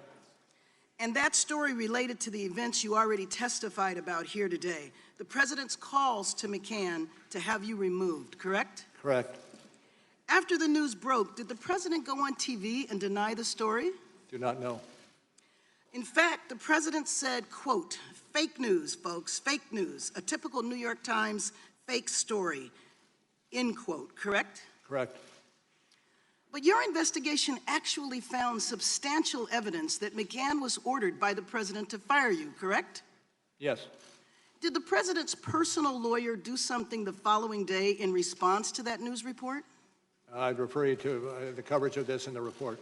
On page 114, quote, "On January 26, 2018, the President's personal counsel called McGahn's attorney and said that the President wanted McGahn to put out a statement denying that he had been asked to fire the special counsel," end quote. Did McGahn do what the President asked? I refer you to the report. Communicating through his personal attorney, McGahn refused because he said, quote, "that the Times story was accurate in reporting that the President wanted the special counsel removed." Isn't that right? I believe it is, but I refer you again to the report. Okay, so Mr. McGahn, through his personal attorney, told the President that he was not going to lie. Is that right? True. Did the President drop the issue? I refer to the write-up of this in the report. Okay, next, the President told the White House staff secretary, Rob Porter, to try to pressure McGahn to make a false denial. Is that correct? That's correct. What did he actually direct Porter to do? And I would send you back to the report. Okay, well, on page 113, it says, quote, "The President then directed Porter to tell McGahn to create a record to make it clear that the President never directed McGahn to fire you," end quote. Is that correct? That is, as it's stated in the report. And you found, quote, "The President said he wanted McGahn to write a letter to the file for our records," correct? Correct. And to be clear, the President is asking his White House counsel, Don McGahn, to create a record that McGahn believed to be untrue while you were in the midst of investigating the President for obstruction of justice, correct? Generally correct. And Mr. McGahn was an important witness in that investigation, wasn't he? I'd have to say yes. Did the President tell Porter to threaten McGahn if he didn't create the written denial? I'd refer you to the write-up of it in the report. In fact, didn't the President say, quote, and this is on page 116, "If he doesn't write a letter, then maybe I'll have to get rid of him," end quote? Yes. Did Porter deliver that threat? I again refer you to the discussion that's found on page 115. Okay, but the President still didn't give up, did he? So the President told McGahn directly to deny that the President told him to have you fired. Can you tell me exactly what happened? I can't beyond what's in the report.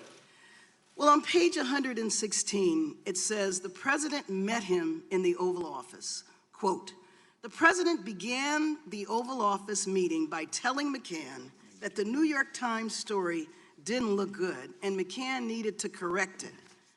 Is that correct? Correct. So, as it's written in the report, yes. The president asked McCann whether he would do a correction, and McCann said no. Correct? That's accurate. Well, Mr. Mueller, thank you for your investigation uncovering this very disturbing evidence. My friend, Mr. Richmond, will have additional questions on the subject. However, it is clear to me, if anyone else had ordered a witness to create a false record and cover up acts that are subject of a law enforcement investigation, that person would be facing criminal charges. I yield back my time. The gentlelady yields back. The gentleman from Ohio. Director, the FBI interviewed Joseph Mifsud on February 10th, 2017. In that interview, Mr. Mifsud lied. You point this out on page 193, volume 1. Mifsud denied. Mifsud also falsely stated. In addition, Mifsud omitted. 3 times he lied to the FBI, yet you didn't charge him with the crime. Excuse me, did you Why say not? one? I'm sorry, did you say 193? Volume 1, 193. He lied 3 times. You pointed out in the report. Why didn't you charge him with the crime? I can't get into internal deliberations with regard who would or would not be Charge a lot of other people for making false statements. Let's remember this. Let's remember this. In 2016, the FBI did something they probably haven't done before. They spied on 2 American citizens associated with a presidential campaign, George Papadopoulos and Carter Page. With Carter Page, they went to the FISA court. They used the now famous dossier as part of the reason they were able to get the warrant and spy on Carter Page for a better part of a year. With Mr. Papadopoulos, they didn't go to the court. They used human sources. All kinds of, from about the moment Papadopoulos joins the Trump campaign, you got all these people all around the world starting to swirl around him. Names like Halper, Downer, Mifsud, Thompson, meeting in Rome, London, all kinds of places. The FBI even sent a lady posing as somebody else, went by the name Azra Turk, even dispatched her to London to spy on Mr. Papadopoulos. In one of these meetings, Mr. Papadopoulos is talking to a foreign diplomat, and he tells the diplomat, Russians have dirt on Clinton. That diplomat then contacts the FBI, and the FBI opens an investigation based on that fact. You point this out on page 1 of the report. July 31st, 2016, they open the investigation based on that piece of information. Diplomat tells Papadopoulos, Russians have dirt, Papadopoulos tells a diplomat, Russians have dirt on Clinton. Diplomat tells the FBI. What I'm wondering is, who told Papadopoulos? How'd he find out? I can't get into the evidentiary Yes, you can, because you wrote about it. You gave us the answer. Page 192 of the report, you tell us who told him. Joseph Mifsud. Joseph Mifsud's a guy who told Papadopoulos. The mysterious professor who lives in Rome and London, teaches in 2 different universities. This is the guy who told Papadopoulos. He's the guy who starts it all. And when the FBI interviews him, he lies 3 times, and yet you don't charge him with a crime. You charge Rick Gates for false statements. You charge Paul Manafort for false statements. You charge Michael Cohen with false statements. You charge Michael Flynn, a 3-star general, with false statements. But the guy who puts the country through this whole saga, starts it all for 3 years we've lived this now, he lies, and you guys don't charge him. And I'm curious as to why. Well, we can't get into it, and it's obvious, I think, that we can't get into charging decisions. When the FBI interviewed him in February, FBI interviews him in February, when the special counsel's office interviewed Mifsud, did he lie to you guys too? Can't get into that. Did you interview Mifsud? Can't get into that. Is Mifsud Western intelligence or Russian intelligence? Can't get into that. A lot of things you can't get into.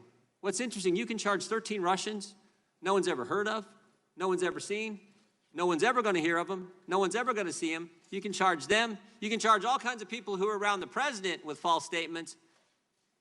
But the guy who launches the guy who puts this whole story in motion, you can't charge him. I think that's amazing. I'm not certain I agree with your characterizations. Well, I'm reading from your report. Mifsud told Papadopoulos. Papadopoulos tells the diplomat tells the FBI opens the investigation July 31st, 2016, and here we are 3 years later, July of 2019, the country's been put through this, and the central figure who launches it all lies to us, and you guys don't hunt him down and interview him again, and you don't charge him with a crime. Now, here's the good news. Here's the good news. The president was falsely accused of conspiracy. The FBI does a 10-month investigation, and James Comey, when we deposed him a year ago, told us at that point they had nothing. You do a 22-month investigation. At the end of that 22 months, you find no conspiracy. And what's the Democrats want to do? They want to keep investigating. They want to keep going. Maybe a better course of action, is to figure out how the false accusation started. Maybe it's to go back and actually figure out why Joseph Nipson was lying to the FBI. And here's the good news. Here's the good news. That's exactly what Bill Barr's doing. And thank goodness for that. That's exactly what the Attorney General and John Durham are doing. They're going to find out why we went through this three-year saga and get to the bottom of it. Time of the gentleman has expired. In a moment, we will take a very brief 5-minute break. First, I ask everyone in the room to please remain seated and quiet while the witness exits the room. I also want to announce to those in the audience that you may not be guaranteed your seat if you leave the hearing room at this time.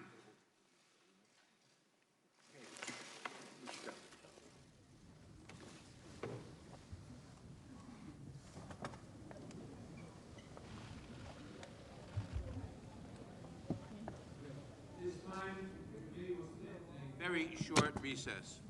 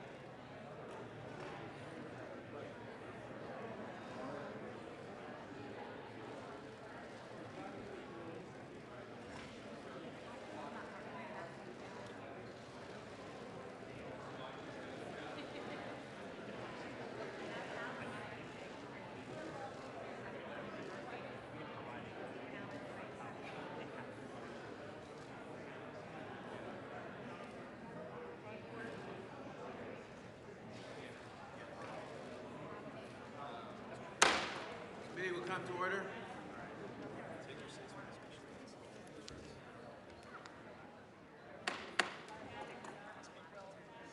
People will please take their seats before the special counsel returns.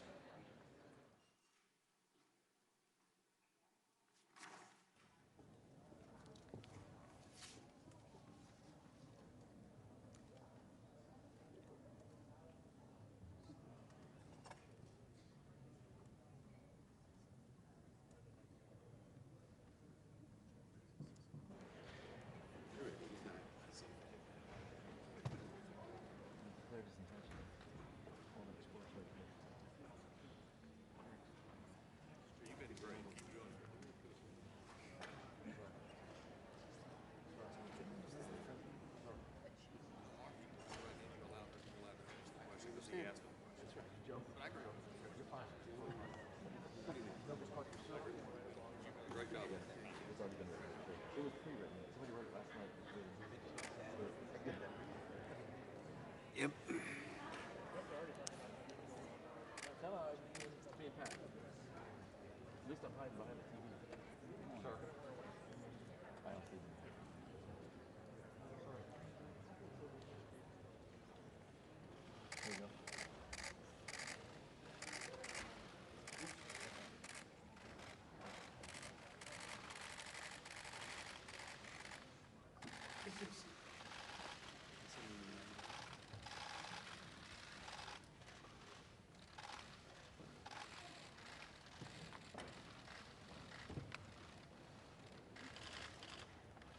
The gentleman from Louisiana, Mr. Richmond.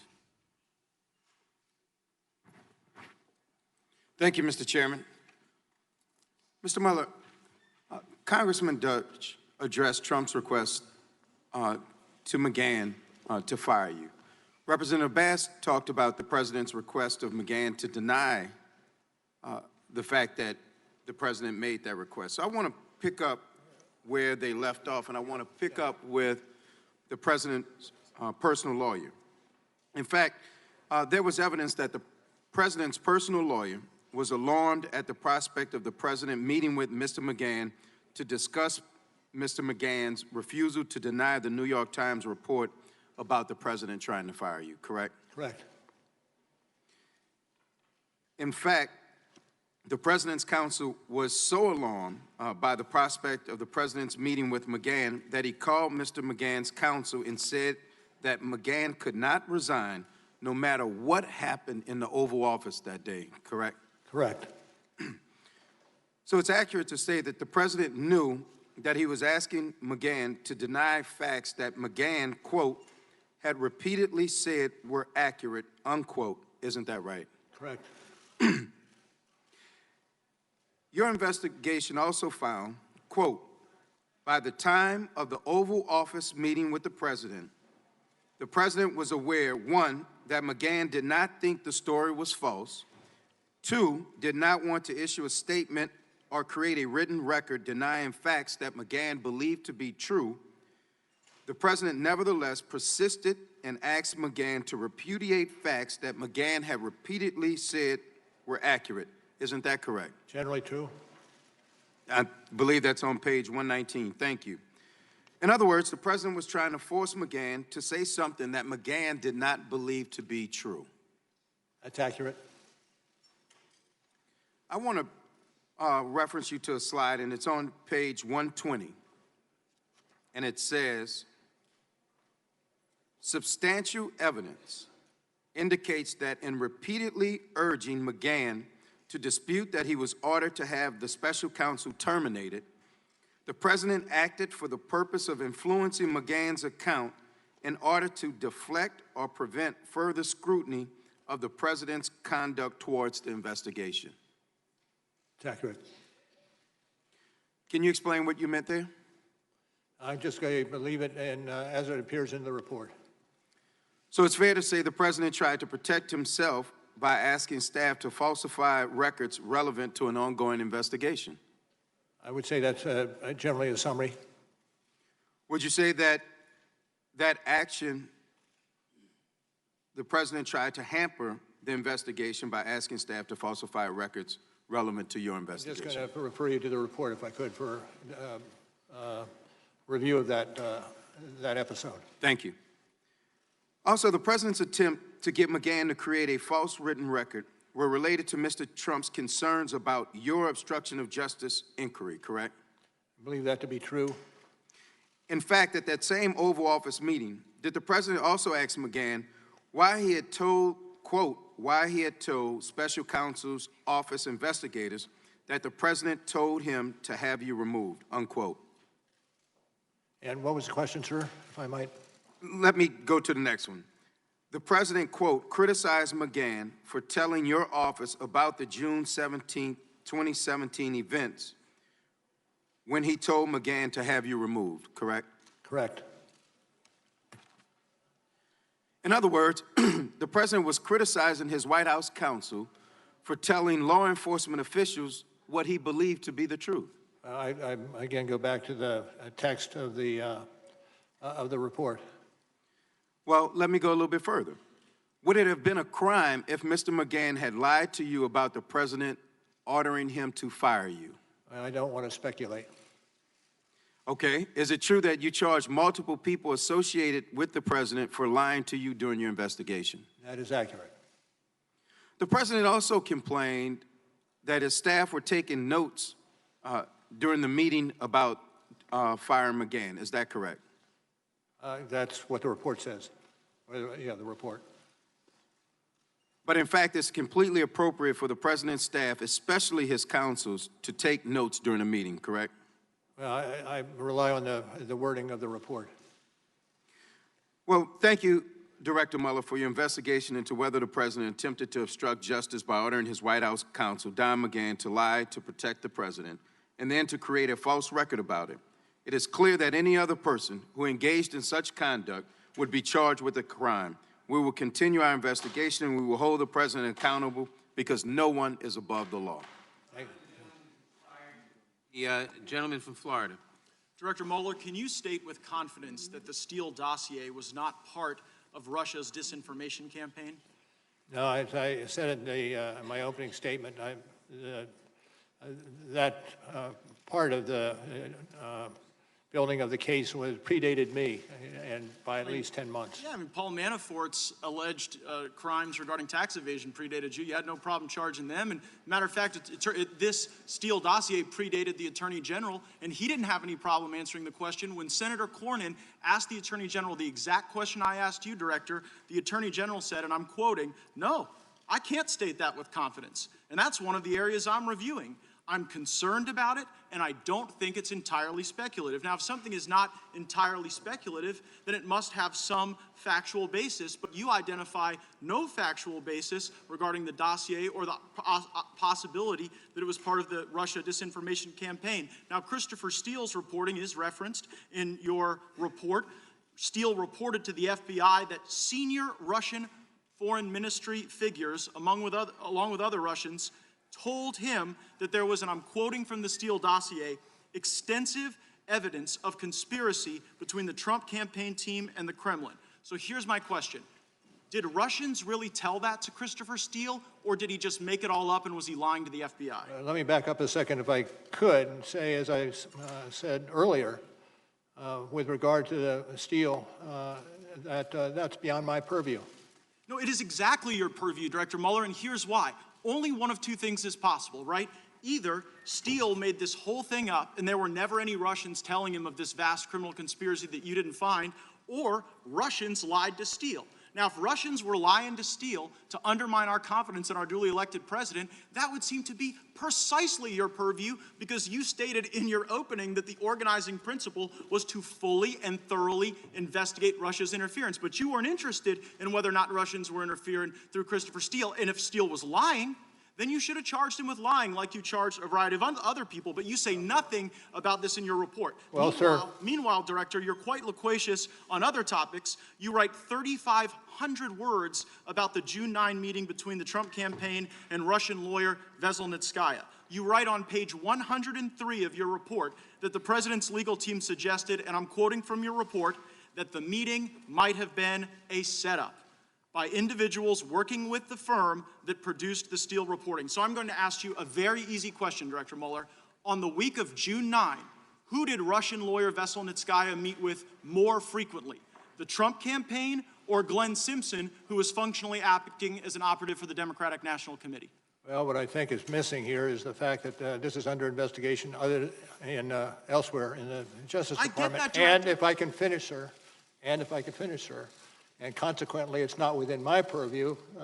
Department of Justice and FBI should be responsive to questions on this particular issue. It is absurd to suggest that a operative for the Democrats was meeting with this Russian lawyer the day before and the day after the Trump Tower meeting, and yet that's not something you referenced. Now, Glenn Simpson testified under oath. He had dinner with Veselnitskaya the day before and the day after this meeting with the Trump team. Do you have any basis, as you sit here today, to believe that Steele was lying? As I said before, and I'll say again, it's not my purview. Others are investigating what you So it's not your purview to look into whether or not Steele's lying. It's not your purview to look into whether or not anti-Trump Russians are lying to Steele. And it's not your purview to look at whether or not Glenn Simpson was meeting with the Russians the day before and the day after you write 3,500 words about the Trump campaign meeting. So I'm wondering how these decisions are guided. I look at the Inspector General's report. I'm citing from page 404 of the Inspector General's report. It states, Page stated, Trump's not ever going to be president, right? Right. Strzok replied, no, he's not. We'll stop it. Also in the Inspector General's report, there's someone identified as attorney number 2. Attorney number 2, this is page 419, replied, hell no, and then added, viva la resistance. Attorney number 2 in the Inspector General's report and Strzok both worked on your team, didn't they? Pardon me? Can you ask? They both worked on your team, didn't they? I know. I heard Strzok. Who else were you talking about? Attorney number 2 identified in the Inspector General's report. Okay. And the question was? Did he work for you? The guy who said viva la resistance. Peter Strzok worked for me for a period of time, yes. Yeah, but so did the other guy that said viva la resistance. And here's what I'm kind of noticing, Director Mueller. When people associated with Trump lied, you threw the book at him. When Christopher Steele lied, nothing. And so it seems to be that when Glenn Simpson met with Russians, nothing. When the Trump campaign met with Russians, 3,500 words. And maybe the reason why there are this discrepancies in what you focused on is because the team was so biased. Time of the gentleman has expired. Pledged to stop Mr. Trump. Jeffries of New York is recognized. Mr. Mueller, obstruction of justice is a serious crime that strikes at the core of an investigator's effort to find the truth, correct? Correct. The crime of obstruction of justice has 3 elements, true? True. The first element is an obstructive act, correct? Correct. An obstructive act could include taking an action that would delay or interfere with an ongoing investigation as set forth in Volume 2, page 87 and 88 of your report, true? I'm sorry, could you again repeat the question? An obstructive act could include taking an action that would delay or interfere with an ongoing investigation. That's true. Your investigation found evidence that President Trump took steps to terminate the special counsel, correct? Correct. Mr. Mueller, does ordering the termination of the head of a criminal investigation constitute an obstructive act? That would be, Let me refer you to the report. Let me refer you to page 87 and 88 of Volume 2, where you conclude the attempt to remove the special counsel would qualify as an obstructive act if it would naturally obstruct the investigation and any grand jury proceedings that might flow from the inquiry, correct? Yes, I've got that now. Thank you. Thank you. The second element of obstruction of justice is the presence of an obstructive act in connection with an official proceeding, true? True. Does the special counsel's criminal investigation into the potential wrongdoing of Donald Trump constitute an official proceeding? And that's an area which I cannot get into. Okay. President Trump tweeted on June 16, 2017, quote, I am being investigated for firing the FBI director by the man who told me to fire the FBI director, witch hunt. The June 16 tweet just read was cited on page 89 in Volume 2, constitutes a public acknowledgement by President Trump that he was under criminal investigation, correct? I think generally correct. One day later, on Saturday, June 17th, President Trump called White House counsel Don McGahn at home and directed him to fire the special counsel. True? I believe it to be true. I think I may have stated in response to questions some. That is correct. President Trump told Don McGahn, quote, Mueller has to go, close quote. Correct? Correct. Your report found on page 89, volume 2, that substantial evidence indicates that by June 17th, the president knew his conduct was under investigation by a federal prosecutor who could present any evidence of federal crimes to a grand jury. True? True. The third element, second element having just been satisfied, the third element of the crime of obstruction of justice is corrupt intent. True? True. Corrupt intent exists if the president acted to obstruct an official proceeding for the improper purpose of protecting his own interests. Correct? That's generally correct. Thank you. The only thing I would say is we are going through the three elements of the proof of the obstruction of justice charges. When the fact of the matter is, we got. Excuse me, just one second. Well, thank you, Mr. Mueller. Let me move on in the interest of time. Upon learning about the appointment of the special counsel, your investigation found that Donald Trump stated to the then Attorney General, quote, "Oh my God, this is terrible. This is the end of my presidency. I'm effed." Is that correct? Correct. Is it fair to say that Donald Trump viewed the special counsel's investigation into his conduct as adverse to his own interests? I think that generally is true. The investigation found evidence, quote, that the president knew that he should not have directed Don McGahn to fire the special counsel, correct? And where do you have that quote? Page 90, volume 2. There's evidence that the president knew he should not have made those calls to McGahn, close quote. I see that, yes, that's accurate. The investigation also found substantial evidence that President Trump repeatedly urged McGahn to dispute that he was ordered to have the special counsel terminated, correct? Correct. The investigation found substantial evidence that when the president ordered Don McGahn to fire the special counsel and then lie about it, Donald Trump, 1, committed an obstructive act, 2, connected to an official proceeding, 3, did so with corrupt intent. Those are the elements of obstruction of justice. This is the United States of America. No one is above the law. No one. The president must be held accountable one way or the other. Well, let me just say, if I might, I don't subscribe necessarily to your the way you analyze that. I'm not saying it's out of the ballpark, but I'm not supportive of that analytical charge. Thank you. Thank you, Mr. Chairman.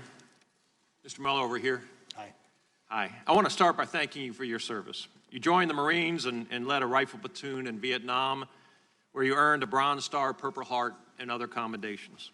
You served as an assistant United States attorney leading the homicide unit here in D.C., U.S. attorney for the District of Massachusetts and later Northern District of California, assistant attorney general for DOJ's criminal division, and the FBI director. So thank you. I appreciate that. But having reviewed your biography, it puzzles me why you handled your duties in this case the way you did. The report contradicts what you taught young attorneys at the Department of Justice, including to ensure that every defendant is treated fairly, or as Justice Sutherland said in the Berger case, a prosecutor is not the representative of an ordinary party to a controversy, but of a sovereignty, whose interest in a criminal prosecution is not that it shall win a case, but that justice shall be done, and that the prosecutor may strike hard blows, but he is not at liberty to strike foul ones. By listing the 10 factual situations and not reaching a conclusion about the merits of the case, you unfairly shifted the burden of proof to the president, forcing him to prove his innocence while denying him a legal forum to do so. And I've never heard of a prosecutor declining a case and then holding a press conference to talk about the defendant. You noted 8 times in your report that you had a legal duty under the regulations to either prosecute or decline charges. Despite this, you disregarded that duty. As a former prosecutor, I'm also troubled with your legal analysis. You discussed 10 separate factual patterns involving alleged obstruction, and then you failed to separately apply the elements of the applicable statutes. I looked at the 10 factual situations, and I read the case law. And I have to tell you, just looking at the Flynn matter, for example, the 4 statutes that you cited for possible obstruction, 1503, 1505, 1512b3 and 1512c2. When I look at those concerning the Flynn matter, 1503 is inapplicable because there wasn't a grand jury or trial jury impaneled, and Director Comey was not an officer of the court as defined by the statute. Section 1505 criminalizes acts that would obstruct or impede administrative proceedings as those before Congress or an administrative agency. The Department of Justice Criminal Resource Manual states that the FBI investigation is not a pending proceeding. 1512b3 talks about intimidation, threats of force to tamper with a witness. General Flynn at the time was not a witness, and certainly Director Comey was not a witness. And 1512c2 talks about tampering with a record, and as Joe Biden described the statute as being debated on the Senate floor, he called this a statute criminalizing document shredding, and there's nothing in your report that alleges that the president destroyed any evidence. So what I have to ask you, and what I think people are working around in this hearing is, let me lay a little foundation for it. The ethical rules require that a prosecutor have a reasonable probability of conviction to bring a charge. Is that correct? Sounds generally accurate. Okay. And the regulations concerning your job as special counsel state that your job is to provide the Attorney General with a confidential report explaining the prosecution or declination decisions reached by your office. You recommended declining prosecution of President Trump and anyone associated with his campaign because there was insufficient evidence to convict for a charge of conspiracy with Russian interference in the 2016 election. Is that fair? That's fair. Was there sufficient evidence to convict President Trump or anyone else with obstruction of justice? We did not make that calculation.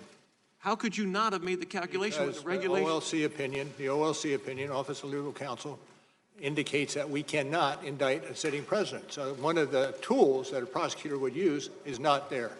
Okay, but let me just stop. You made the decision on the Russian interference. You couldn't have indicted the president on that, and you made the decision on that. But when it came to obstruction, you threw a bunch of stuff up against the wall to see what would stick. Well, and that is fundamentally unfair. I would not agree to that characterization at all. What we did is provide to the Attorney General in the form of a confidential memorandum our understanding of the case, those cases that were brought, those cases that were declined, and that one case where the president cannot be charged with a crime. Okay, but could you charge the president with a crime after he left office? Yes. You believe that you could charge the president of the United States with obstruction of justice after he left office? Yes. Ethically, under the ethical standards? Well, I'm not certain because I haven't looked at the ethical standards, but the OLC opinion says that the prosecutor, while he cannot bring a charge against the sitting president, nonetheless he can continue the investigation to see if there are any other persons who might be drawn into the conspiracy. Time of the gentleman has expired. The gentleman from Rhode Island. Director, as you know, we are specifically focusing on 5 separate obstruction episodes here today. I'd like to ask you about the 3rd episode. It's the section of your report entitled "The President's Efforts to Curtail the Special Counsel Investigation," beginning at page 90. And by curtail, you mean limit, correct? Correct. My colleagues have walked through how the president tried to have you fired through the White House counsel, and because Mr. McGahn refused the order, the president asked others to help limit your investigation. Is that correct? Correct. And was Corey Lewandowski one such individual? And again, can you remind me what character? Well, Corey Lewandowski is the president's former campaign manager, correct? Correct. Did he have any official position in the Trump administration? I don't believe so. Your report describes an incident in the Oval Office involving Mr. Lewandowski on June 19, 2017, at volume 2, page 91. Is that correct? I'm sorry, what's the citation, sir? Page 91. Of the 2nd volume? Yes. And a meeting in the Oval Office between Mr. Lewandowski and the president. Okay. And that was just 2 days after the president called Don McGahn at home and ordered him to fire you. Is that correct? Apparently so. So right after his White House counsel, Mr. McGahn, refused to follow the president's order to fire you, the president came up with a new plan. And that was to go around all of his senior advisors and government aides to have a private citizen try to limit your investigation. What did the president tell Mr. Lewandowski to do? Do you recall he told him, he dictated a message to Mr. Lewandowski for Attorney General Sessions and asked him to write it down? Is that correct? True. And did you and your team see this handwritten message?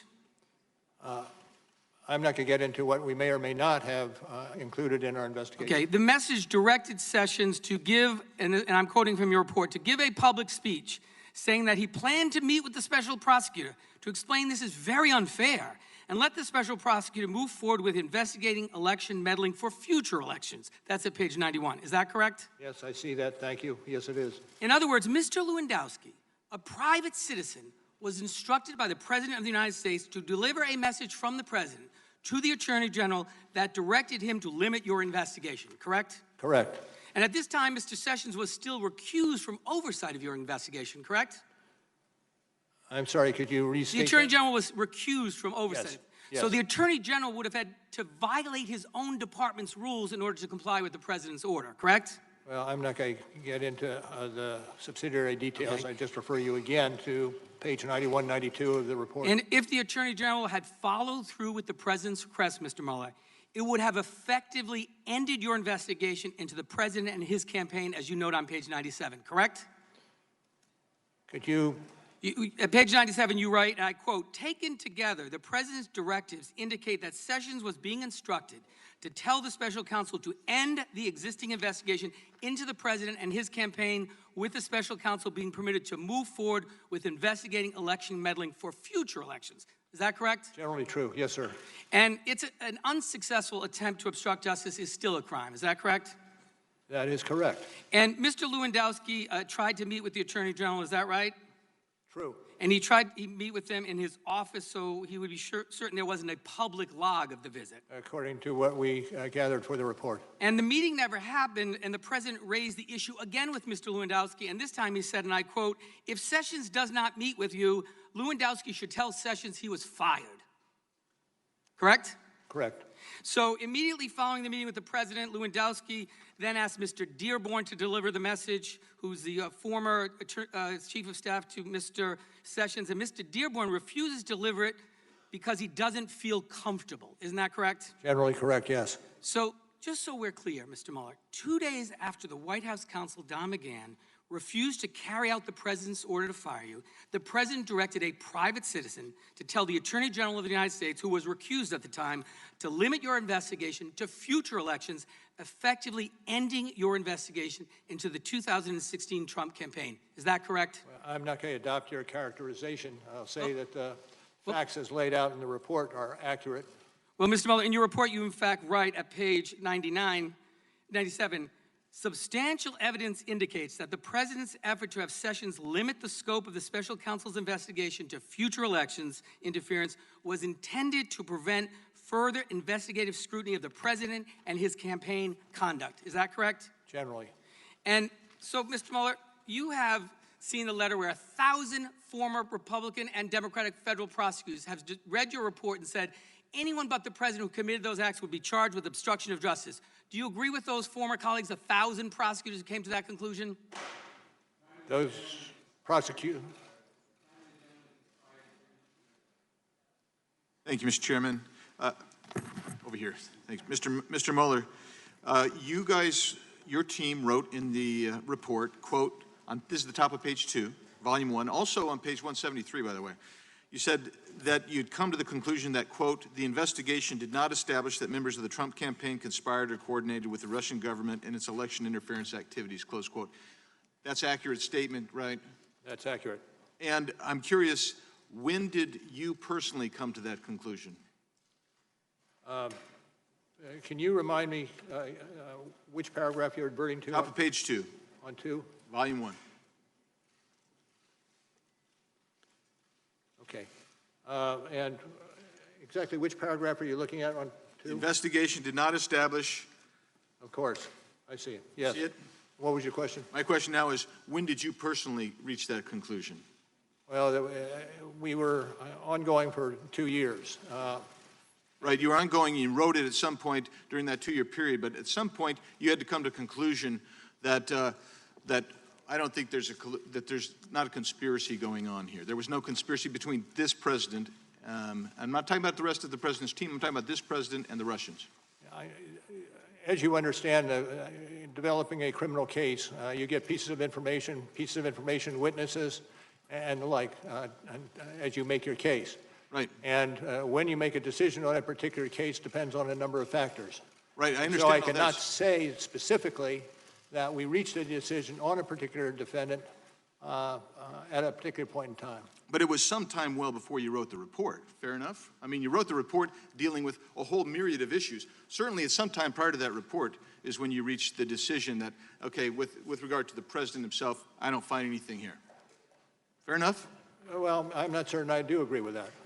So you waited till the last minute when you were actually writing the report and say, oh, okay. No, but there are various aspects of the development of Sure, and that's my point. There are various aspects that happen, but somewhere along the pike, you will come to a conclusion. There's no there for this defendant. Isn't that right? So apparently, I can't speak. You can't say when. Fair enough. So no, I'm not. No, I'm asking the sworn witness. Mr. Mueller, evidence suggests that on May 10th, 2017, at approximately 7:45 a.m., 6 days before the DAG Deputy Attorney General appointed you special counsel, Mr. Rosenstein called you and mentioned the appointment of a special counsel. Not necessarily that you'd be appointed, but that you had a discussion of that. Is that true? May 10th, 2017. I don't have any. I don't have any knowledge of that occurring. You don't have any knowledge, or you don't recall? I don't have any knowledge. Evidence also suggests. I mean, given that what I saw you do, are you questioning that? Well, I just find it intriguing. Let me just tell you that there's evidence that suggests that that phone call took place and that that's what was said. So let's move to the next question. Evidence suggests that also on May 12, 2017, 5 days before the DAG appointed you special counsel, you met with Mr. Rosenstein in person. Did you discuss the appointment of a special counsel then? Not necessarily that you, but that there would be a special counsel. I've gone into waters that don't allow me to give you an answer to that particular question. It relates to the internal discussions he would have in terms of indicting an individual. It has nothing to do with indictment. It has to do with special counsel and whether you discussed that with Mr. Rosenstein. Evidence also suggests that on May 13th, 4 days before you were appointed special counsel, you met with former Attorney General Sessions and Rosenstein, and you spoke about special counsel. Do you remember that?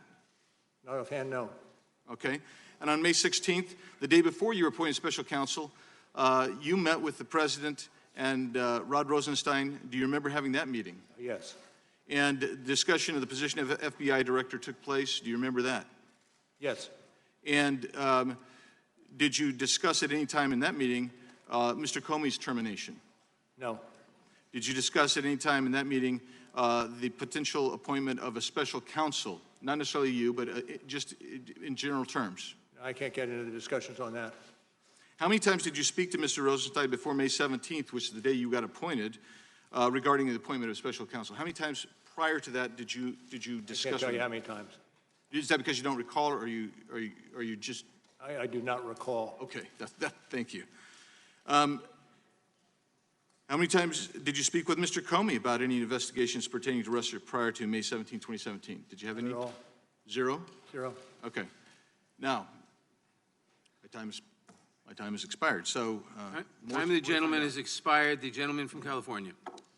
Director Mueller, going back to the president's obstruction via Corey Lewandowski, it was referenced that 1,000 former prosecutors who served under Republican and Democratic administrations with 12,000 years of federal service wrote a letter regarding the president's conduct. Are you familiar with that letter?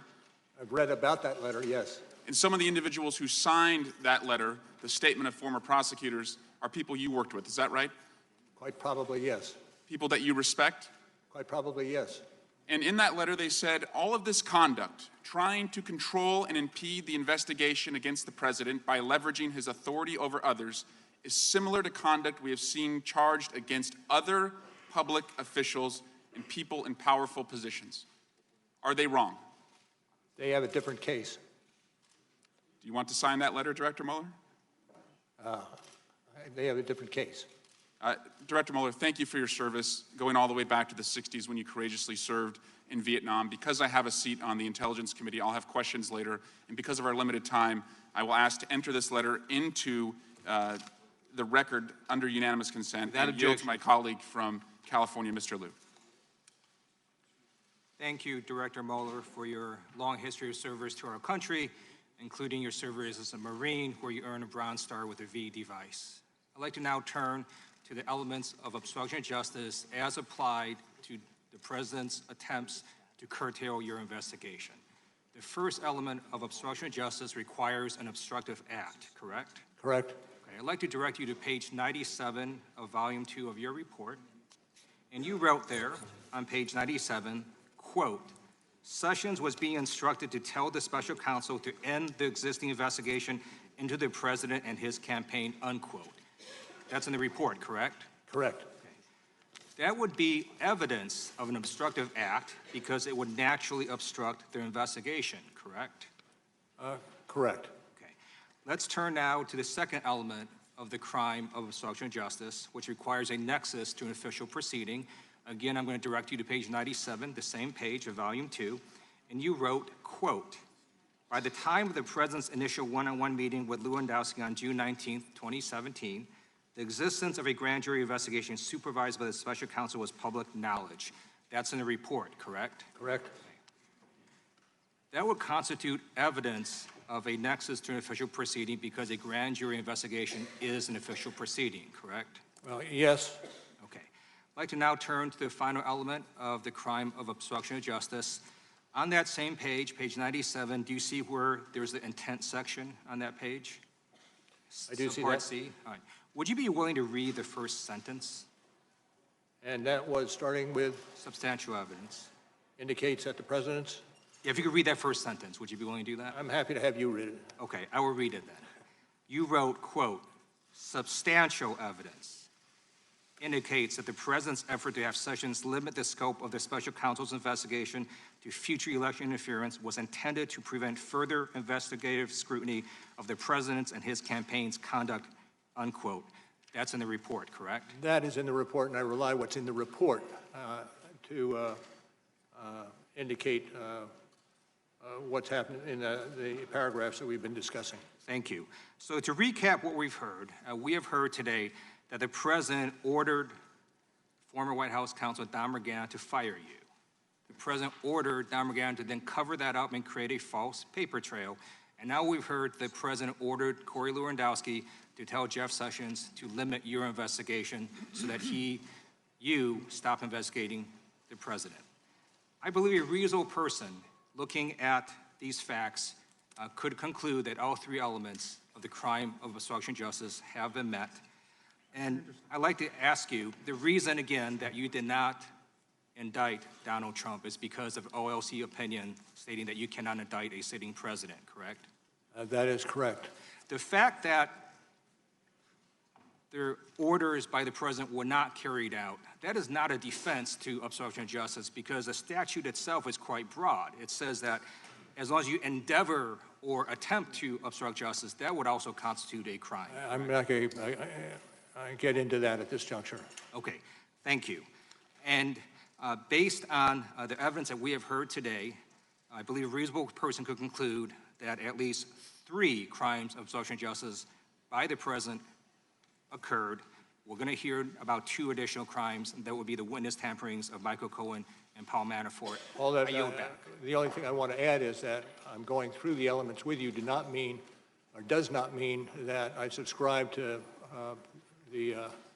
what you're trying to prove through those elements. The time of the gentleman has expired. The gentlelady from Arizona. I'm sorry, gentleman from California. Thank you, Mr. Chairman. Mueller, over here. Thanks for joining us today. You had 3 discussions with Rod Rosenstein about your appointment as special counsel, May 10th, May 12th, and May 13th, correct?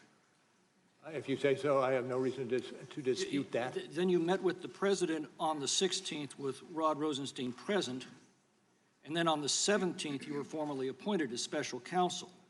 Were you meeting with the president on the 16th with knowledge that you were under consideration for appointment to special counsel? I did not believe I was under consideration for counsel. I had served 2 terms as FBI director. So the answer is no. And the answer is no.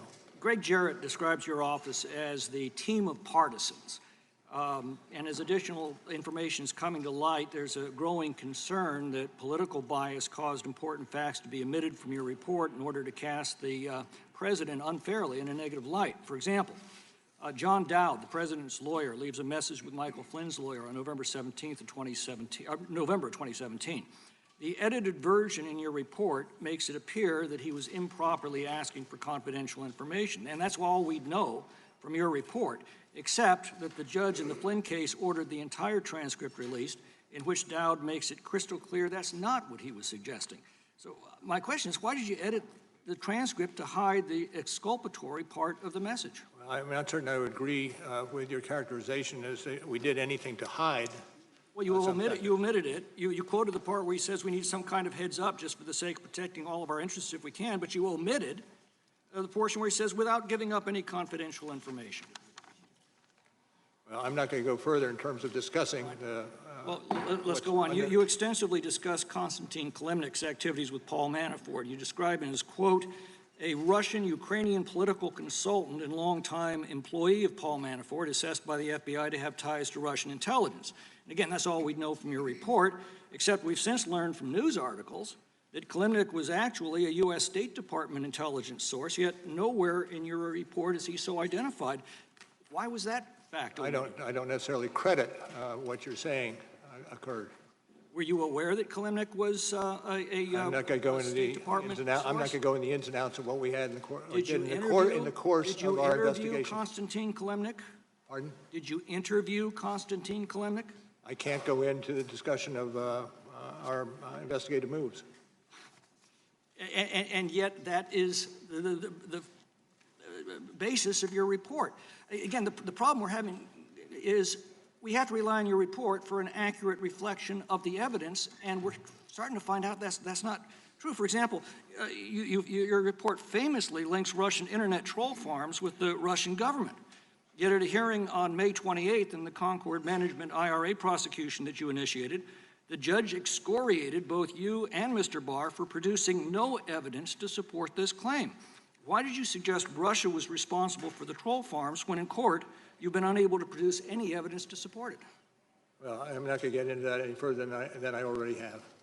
But you have left the clear impression throughout the country through your report that it was the Russian government behind the troll farms, and yet when you're called upon to provide actual evidence in court, you fail to do so. Well, I would again dispute your characterization of what occurred in that proceeding. In fact, the judge considered holding prosecutors in criminal contempt.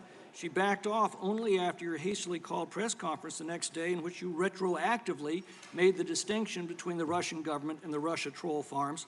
Did your press conference of May 29th have anything to do with the threat to hold your prosecutors in contempt the previous day for publicly misrepresenting the evidence? What was the question? The question is, did your May 29th press conference have anything to do with the fact that the previous day the judge threatened to hold your prosecutors in contempt for misrepresenting evidence? No. Now, the fundamental problem is, as I said, we've got to take your word. Your team faithfully, accurately, impartially, and completely described all of the underlying evidence in the Mueller report, and we're finding more and more instances where this just isn't the case. And it's starting to look like, having desperately tried and failed to make a legal case against the president, you made a political case instead. You put it in a paper sack, lit it on fire, dropped it on our porch, rang the doorbell, and ran. I don't think you have reviewed a report that is as thorough, as fair, as consistent as the report that we have in front of us. Then why is contradictory Time of the gentleman information is continuing expired. to The come gentleman out? from Maryland is recognized.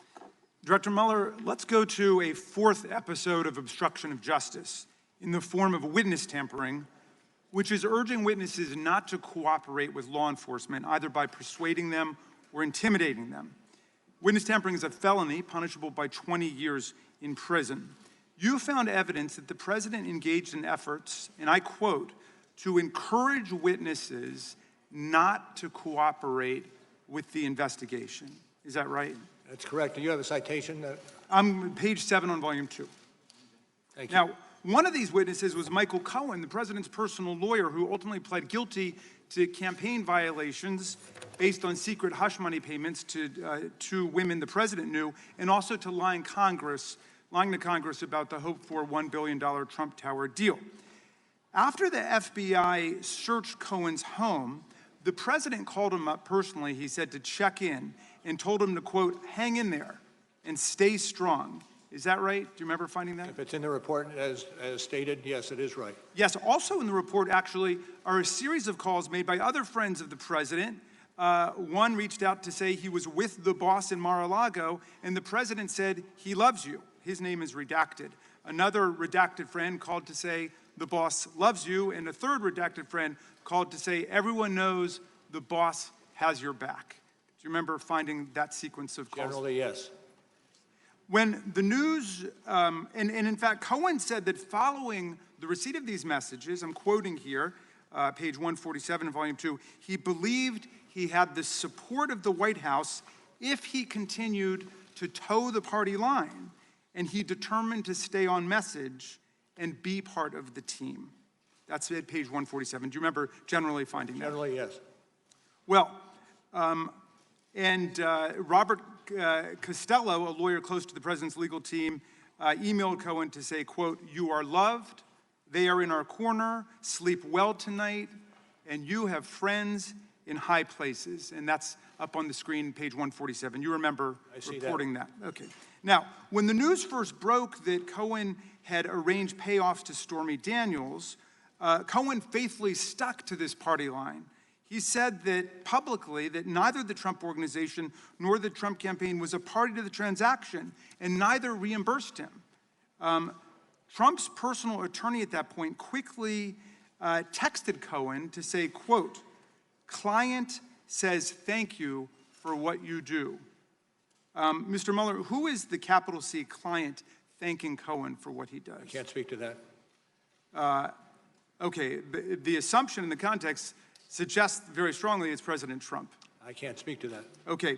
Cohen later broke and pled guilty to campaign finance offenses and admitted fully they were made, quote, at the direction of candidate Trump. Do you remember that? Yes. After Cohen's guilty plea, the president suddenly changed his tune towards Mr. Cohen, didn't he? I would say I rely on what's in the report. Well, he made the suggestion that Cohen family members had committed crimes. He targeted, for example, Cohen's father-in-law and repeatedly suggested that he was guilty of committing crimes, right? Generally accurate. Okay. On page 154, you give a powerful summary of these changing dynamics. And you said, I'm happy to have you read it, but I'm happy to do it if not. I have it in front of me. Thank you. Would you like to read it? I would. Can you read it out loud to everybody?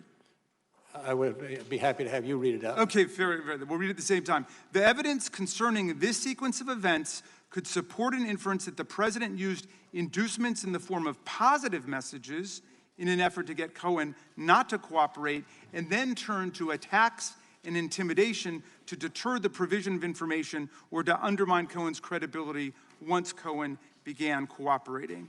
I believe that's accurate. Okay, and in my view, if anyone else in America engaged in these actions, they would have been charged with witness tampering. We must enforce the principle in Congress that you emphasize so well in the very last sentence of your report, which is that in America, no person is so high as to be above the law. I yield back, Mr. Chairman.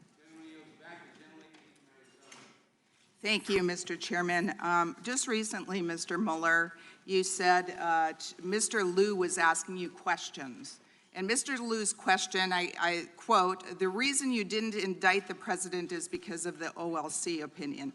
And you answered, that is correct. But that is not what you said in the report, and it's not what you told Attorney General Barr. And in fact, in a joint statement that you released with DOJ on May 29th, after your press conference, your office issued a joint statement with the Department of Justice that said, the Attorney General has previously stated that the special counsel repeatedly affirmed that he was not saying that but for the OLC opinion, he would have found the president obstructed justice. The special counsel's report in his statement today made clear that the office concluded it would not reach a determination one way or the other whether the president committed a crime. there is no conflict between these statements. So, Mr. Miller, do you stand by your joint statement with DOJ that you issued on May 29th as you sit here today? I would have to look at it more closely before I said I agree with it. Well,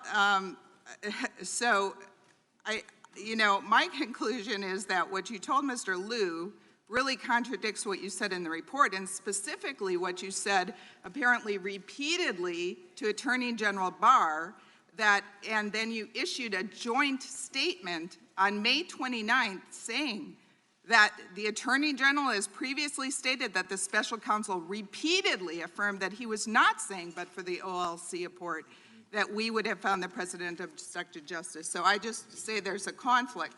I do have some more questions. Mr. Mueller, there's been a lot of talk today about firing the special counsel and curtailing the investigation. Were you ever fired, Mr. Mueller, from Was I special? what? Were you ever fired as special counsel, Mr. Mueller? No. No.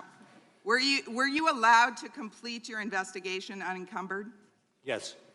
And in fact, you resigned as special counsel when you closed up the office in late May 2019. Is that correct? That's correct. Thank you. Mr. Mueller, on April 18th, the Attorney General held a press conference in conjunction with the public release of your report.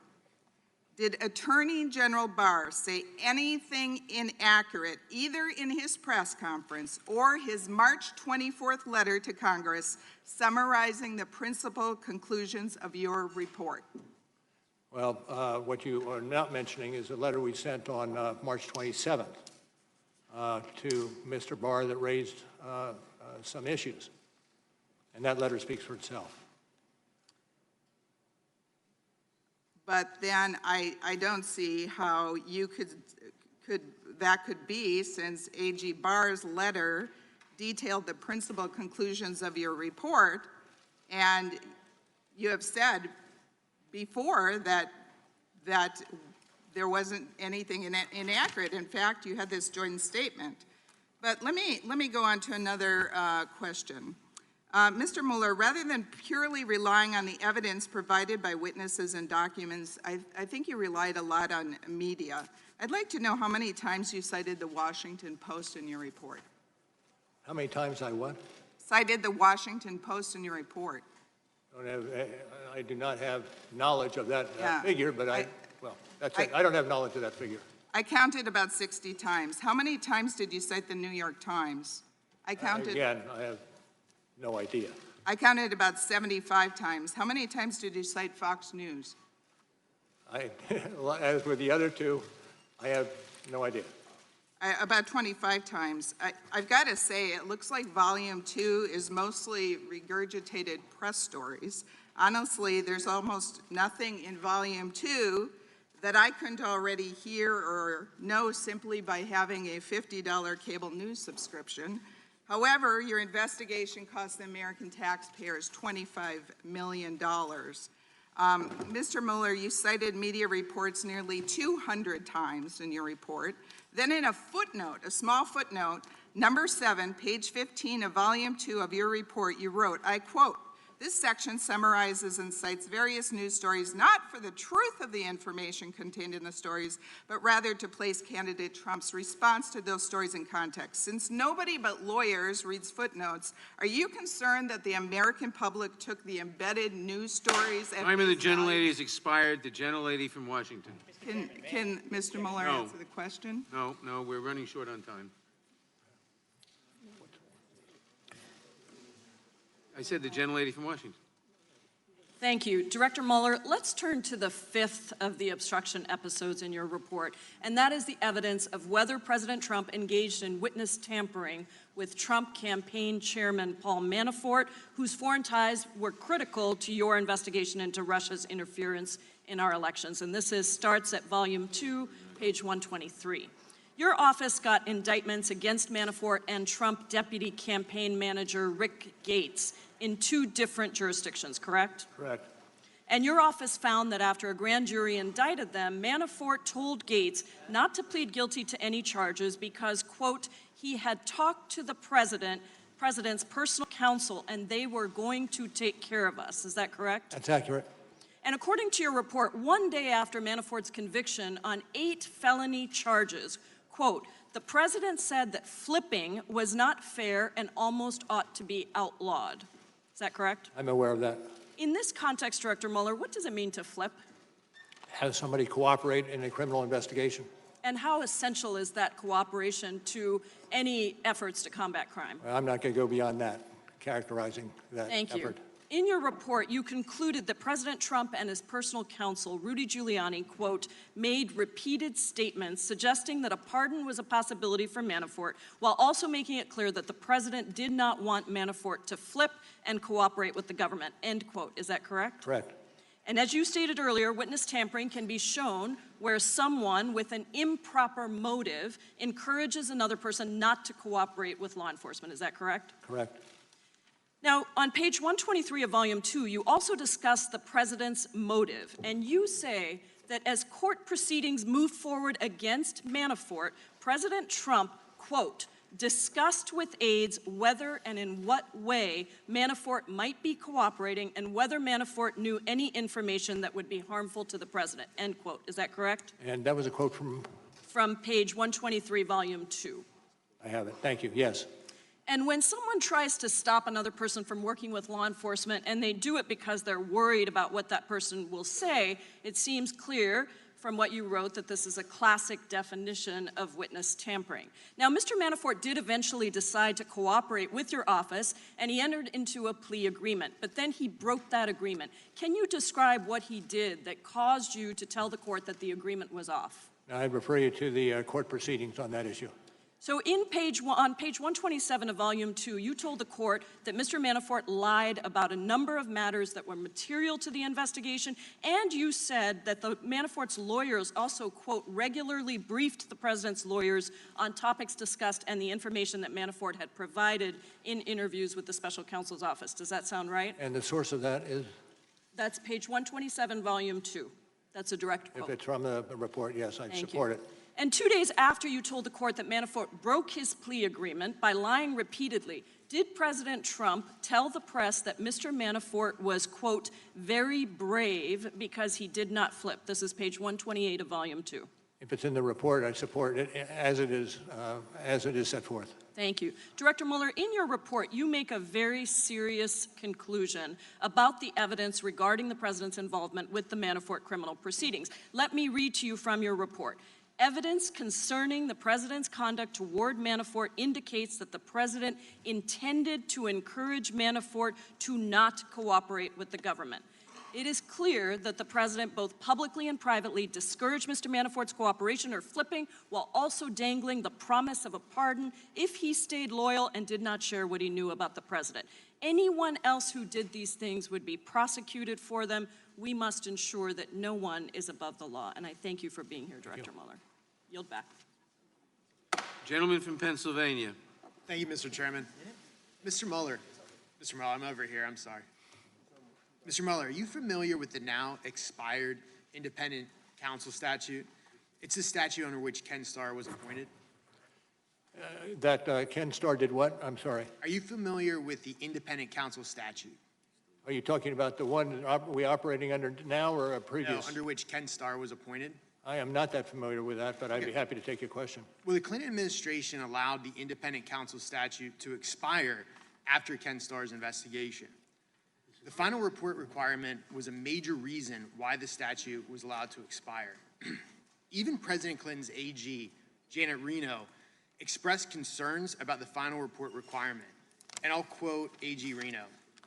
She said, on one hand, the American people have an interest in knowing the outcome of an investigation of their highest officials.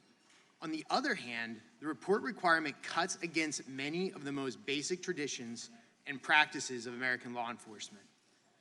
Under our system, we presume innocence and we value privacy.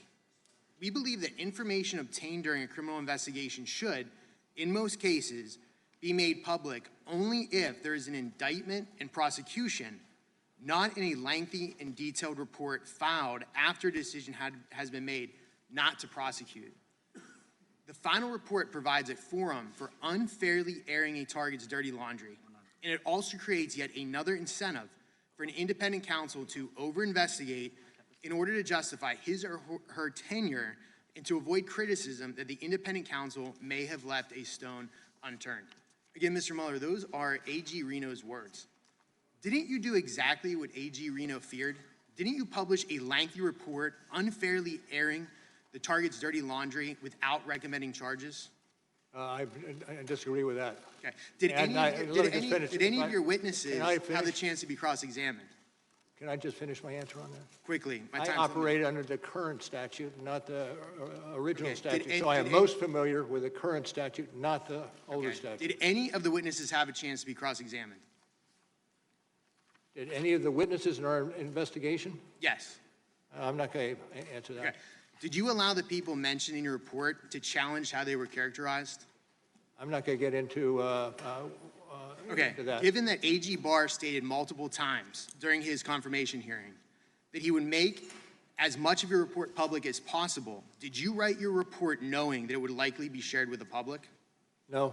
Did knowing that the report could and likely would be made public, did that alter the contents which you included? I can't speak to that. Despite the expectations that your report would be released to the public, you left out significant exculpatory evidence. In other words, evidence favorable to the president, correct? Well, I actually would disagree with you. I think we strove to put into the report I think exculpatory I'm pretty sure evidence as Tom well. McClintock got into that with you, where you said there was evidence you left out. Well, you make a choice as to what goes into Isn't it an true, indictment. Mr. Mueller, isn't it true that on page 1 of volume 2, you state, when you're quoting the statute, that you had an obligation to either prosecute or not prosecute? Well, generally, that is the case. Right. Although most cases are not done in the context of the president. And in this case, you made a decision not to prosecute, correct? No, we made a decision not to decide whether to prosecute or not. So essentially what your report did was everything that A.G. Reno warned against. I can't agree with that characterization. Okay. Well, what you did is you compiled nearly 450 pages of the very worst information you gathered against the target of your investigation, who happens to be the President of the United States. And you did this knowing that you were not going to recommend charges and that the report would be made public. Not true. Mr. Mueller, as a former officer in the United States JAG Corps, I prosecuted nearly 100 terrorists in a Baghdad courtroom. I cross-examined the Butcher of Fallujah in defense of our Navy SEALs. As a civilian, I was elected a magisterial district judge in Pennsylvania, so I'm very well versed in the American legal system. The drafting and the publication of some of the information in this report without an indictment, without prosecution, frankly flies in the face of American justice. And I find those facts, this entire process, un-American. I yield the remainder of my time to my colleague, Jim Jordan. Director Mueller, the third FISA renewal happens a month after your named special counsel. What role did your office play in the third FISA renewal of Carter Page? I'm not going to talk to that. Time of the gentleman has expired. The gentlelady from Florida. Director Mueller, a couple of my colleagues right here wanted to talk to you or ask you about lies. So let's talk about lies. According to your report, page 9, volume 1, witnesses lied to your office and to Congress. Those lies materially impaired the investigation of Russia interference, according to your report. Other than the individuals who pled guilty to crimes based on their lying to you and your team, did other witnesses lie to you? I think there are probably a spectrum of witnesses in terms of those who are not telling the full truth, and those are outright liars. Thank you very much. Outright liars. It is fair to say then that there were limits on what evidence was available to your investigation of both Russia election interference and obstruction of justice. That's true, and it's usually the case. And that lies by Trump campaign officials and administration officials impeded your investigation. I would generally agree with that. Thank you so much, Director Mueller. You will be hearing more from me in the next hearing, so I yield the balance of my time to Mr. Correa. Thank you. Mr. Mueller, first of all, let me welcome you. Thank you for your service to our country. You're a hero. Vietnam War vet, wounded war vet. We won't forget your service to our country. Thank you, sir. I may begin. Because of time limits, we have gone in depth on only 5 possible episodes of obstruction. There's so much more.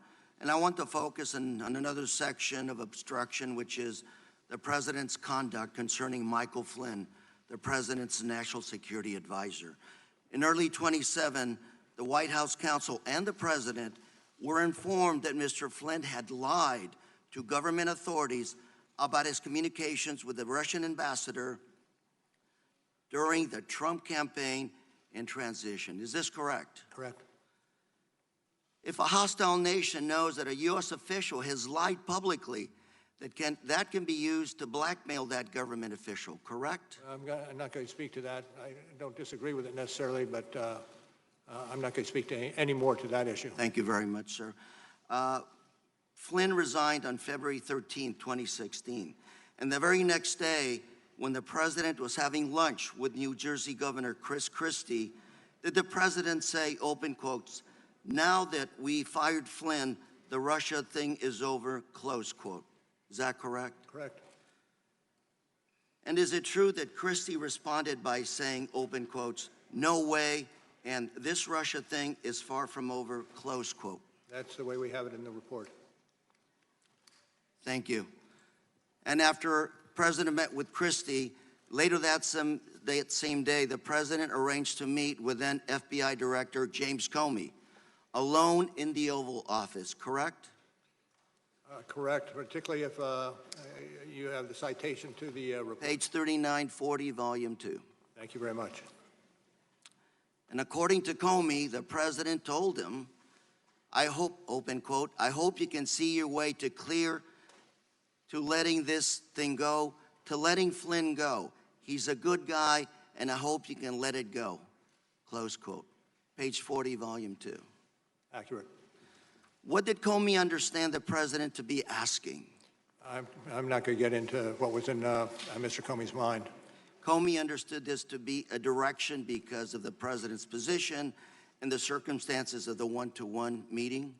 Page 40, Volume 2. Well, I understand it's in the report, and I support it as being in the report. Thank you, sir. Even though the President publicly denied telling Comey to drop the investigation, you found, open quote, substantial evidence corroborating Comey's account over the President's. Is this correct? That's correct. The President fired Comey on May 9th. Is that correct, sir? I believe that's the accurate date. That's page 77, Volume 2. You found substantial evidence that the catalyst for the President's firing of Comey was Comey's, open quote, unwillingness to publicly state that the President was not personally under investigation. I'm not going to delve more into the details of what happened. If it's in the report, then I'm supportive because it's already been reviewed and appropriately appears in the report. And that's page 75, Volume 2. Thank you. Thank you. And in fact, the very next day, the President told the Russian foreign minister, open quote, "I just fired the head of the FBI. He was crazy, a real nut job. I faced great pressure because of Russia. That's taken off. I'm not under investigation," close quote. Is that correct? That's what was written in the report, yes. Time of the gentleman has expired. Thank you, sir. Gentleman from Virginia. Thank you, Mr. Chairman. Mr. Mueller, we've heard a lot about what you're not going to talk about today. So let's talk about something that you should be able to talk about, the law itself, the underlying obstruction statute, and your creative legal analysis of the statutes in Volume 2, particularly your interpretation of 18 U.S.C. 1512C. Section 1512C is an obstruction of justice statute created as part of auditing and financial regulations for public companies. And as you write on page 164 of Volume 2, this provision was added as a floor amendment in the Senate and explained as closing a certain loophole with respect to document shredding. And to read the statute, whoever corruptly alters, destroys, mutilates, or conceals a record, document, or other object, or attempts to do so with the intent to impair the object's integrity or availability for use in an official proceeding, or otherwise obstructs, influences, or impedes any official proceeding or attempts to do so, shall be fined under the statute or imprisoned not more than 20 years or both. Your analysis and application of the statute proposes to give Clause C2 a much broader interpretation than commonly used. First, your analysis proposes to read Clause C2 in isolation, reading it as a freestanding, all-encompassing provision prohibiting any act influencing a proceeding if done with an improper motive. And second, your analysis of the statute to apply this proposes to apply this sweeping prohibition to lawful acts taken by public officials exercising their discretionary powers if those acts influence a proceeding. So, Mr. Mueller, I'd ask you, in analyzing the obstruction, you state that you recognize that the Department of Justice and the courts have not definitively resolved these issues, correct? Correct. You'd agree that not everyone in the Justice Department agreed with your legal theory of the obstruction of justice statutes, correct? I'm not going to be involved in a discussion on that at this juncture. In fact, the Attorney General himself disagrees with your interpretation of the law, correct? I leave that to the Attorney General to identify. And you would agree that prosecutors sometimes incorrectly apply the law, correct? I would have to agree with that one. Yes. And members of your legal team, in fact, have had convictions overturned because they were based on an incorrect legal theory, correct? I don't know to what you advert. We've all who spent time in the trenches trying cases have not won every one of those cases. Well, let me ask you about one in particular. One of your top prosecutors, Andrew Weissman, obtained a conviction against auditing firm Arthur Anderson, lower court, which was subsequently overturned in a unanimous Supreme Court decision that rejected the legal theory advanced by Weissman, correct? Well, I'm not going to delve into that. Let me read from that. Maybe it'll May I just refresh your memory. finish? May I just finish Yes. my answer to say that I'm not going to get involved in a discussion on that. I will refer you to that citation that you gave me at the outset for the lengthy discussion on just what you're talking about, and to the extent that I have anything to say about it, it is what we've already put into the report on that And issue. I am reading from your report when discussing this section, and I'll read from the decision of the Supreme Court unanimously reversing Mr. Weissman when he said, indeed, it's striking how little culpability the instructions required. For example, the jury was told that even if petitioner honestly and sincerely believed his conduct was lawful, the jury could convict. The instructions also diluted the meaning of corruptly such that it covered innocent conduct. Let me just say, put in a Well, word for let me move on. I have limited time. Your report takes the broadest possible reading of this provision and applying it to the president's official acts, and I'm concerned about the implications of your theory for over-criminalizing conduct by public officials and private citizens alike. So to emphasize how broad your theory of liability is, I want to ask you about a few examples. On October 11th, 2015, during the FBI investigation into Hillary Clinton's use of a private email server, President Obama said, "I don't think it posed a national security problem." And he later said, "I can tell you that this is not a situation in which America's national security was endangered." Assuming for a moment that his comments did influence the investigation, couldn't President Obama be charged under your interpretation with obstruction of justice? Well, again, I'd refer you to the report, but let me say with Andrew Weissman, who is one of the more talented attorneys that we have and have on board. Okay, well, I'll take that as over a period of time. He has run a number of units. I have very limited time. In August 2015, a very senior DOJ official called FBI Deputy Director Andrew McCabe, expressing concern that FBI agents were still openly pursuing the Clinton Foundation probe. The DOJ official was apparently very pissed off, quote unquote. McCabe questioned this official, asking, "Are you telling me I need to shut down a validly predicated investigation?" To which the official replied, "Of course not." This seems to be a clear example of somebody within the executive branch attempting to influence an FBI investigation. So under your theory, couldn't that person be charged with obstruction as long as a prosecutor could come up with a potentially corrupt motive? I refer you to our lengthy dissertation on exactly those issues that appears in at the end of the report. Mr. Mueller, I'd argue that it says above the Supreme Court, equal justice under law. Time of the gentleman has expired. Not stretched. Our intent was to conclude this hearing in 3 hours. Given the break, that would bring us to approximately 11:40. With Director Mueller's indulgence, we will be asking our remaining Democratic members to voluntarily limit their time below the 5 minutes so that we can complete our work as close to that time frame as possible. And I recognize the gentlelady from Pennsylvania. Thank you, Director Mueller. I want to ask you some questions about the President's statements regarding advanced knowledge of the WikiLeaks dumps. So the President refused to sit down with your investigators for an in-person interview, correct? Correct. So the only answers we have to questions from the President are contained in Appendix C to your report. That's correct. Okay, so looking at Appendix C on page 5, you asked the President over a dozen questions about whether he had knowledge that WikiLeaks possessed or might possess the emails that were stolen by the Russians. I apologize. Sure. Can you start it again? Okay, sure. So we're looking at Appendix C. Right. And at Appendix C, page 5, you asked the president about a dozen questions about whether he had knowledge that WikiLeaks possessed the stolen emails that might be released in a way helpful to his campaign or harmful to the Clinton campaign. Is that correct? You asked those questions? Okay. In February of this year, Mr. Trump's personal attorney, Michael Cohen, testified to Congress under oath that, quote, Mr. Trump knew from Roger Stone in advance about the WikiLeaks drop of emails, end quote. That's a matter of public record, isn't it? Well, are you referring to the report or some other public record? This was testimony before Congress by Mr. Cohen. Do you know if he told And you? I'm not familiar with, explicitly familiar with what he testified to before Congress. Okay. Let's look at an event described on page 18 of volume 2 of your report. Now, according, and we're going to put it up in a slide, I think, according to Deputy Campaign Manager Rick Gates, in the summer of 2016, he and candidate Trump were on the way to an airport shortly after WikiLeaks released its first set of stolen emails. And Gates told your investigators that candidate Trump was on a phone call, and when the call ended, Trump told Gates that more releases of damaging information would be coming, end quote. Do you recall that from the report? If it's in the report, I support it. Okay, and that's on page 18 of volume 2. Now, on page 77 of volume 2, your report also stated, quote, in addition, some witnesses said that Trump privately sought information about future WikiLeaks releases, end quote. Is that correct? Correct.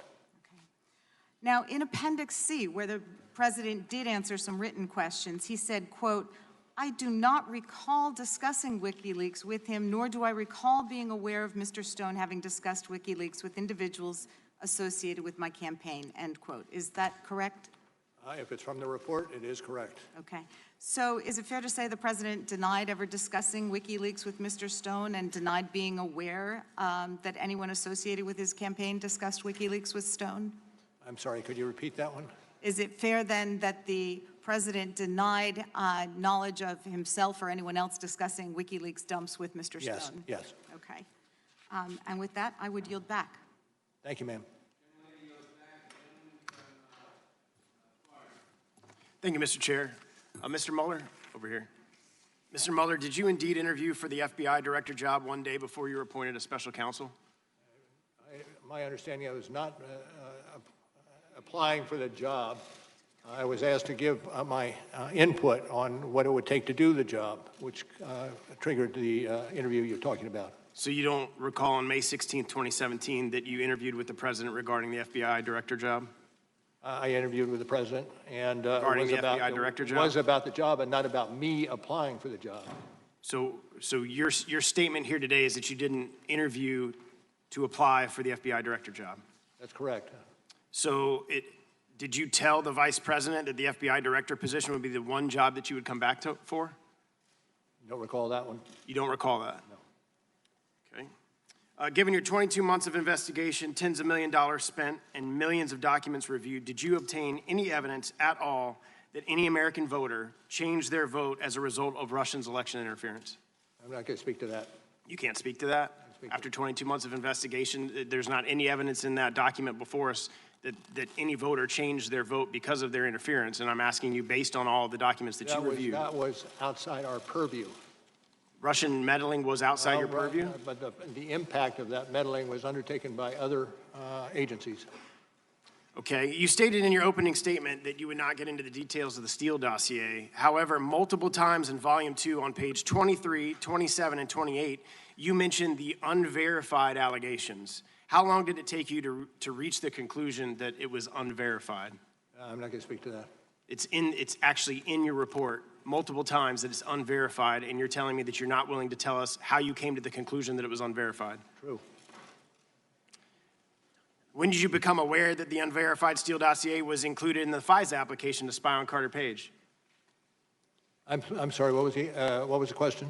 When did you become aware that the unverified Steele dossier was included in the FISA application to spy on Carter Page?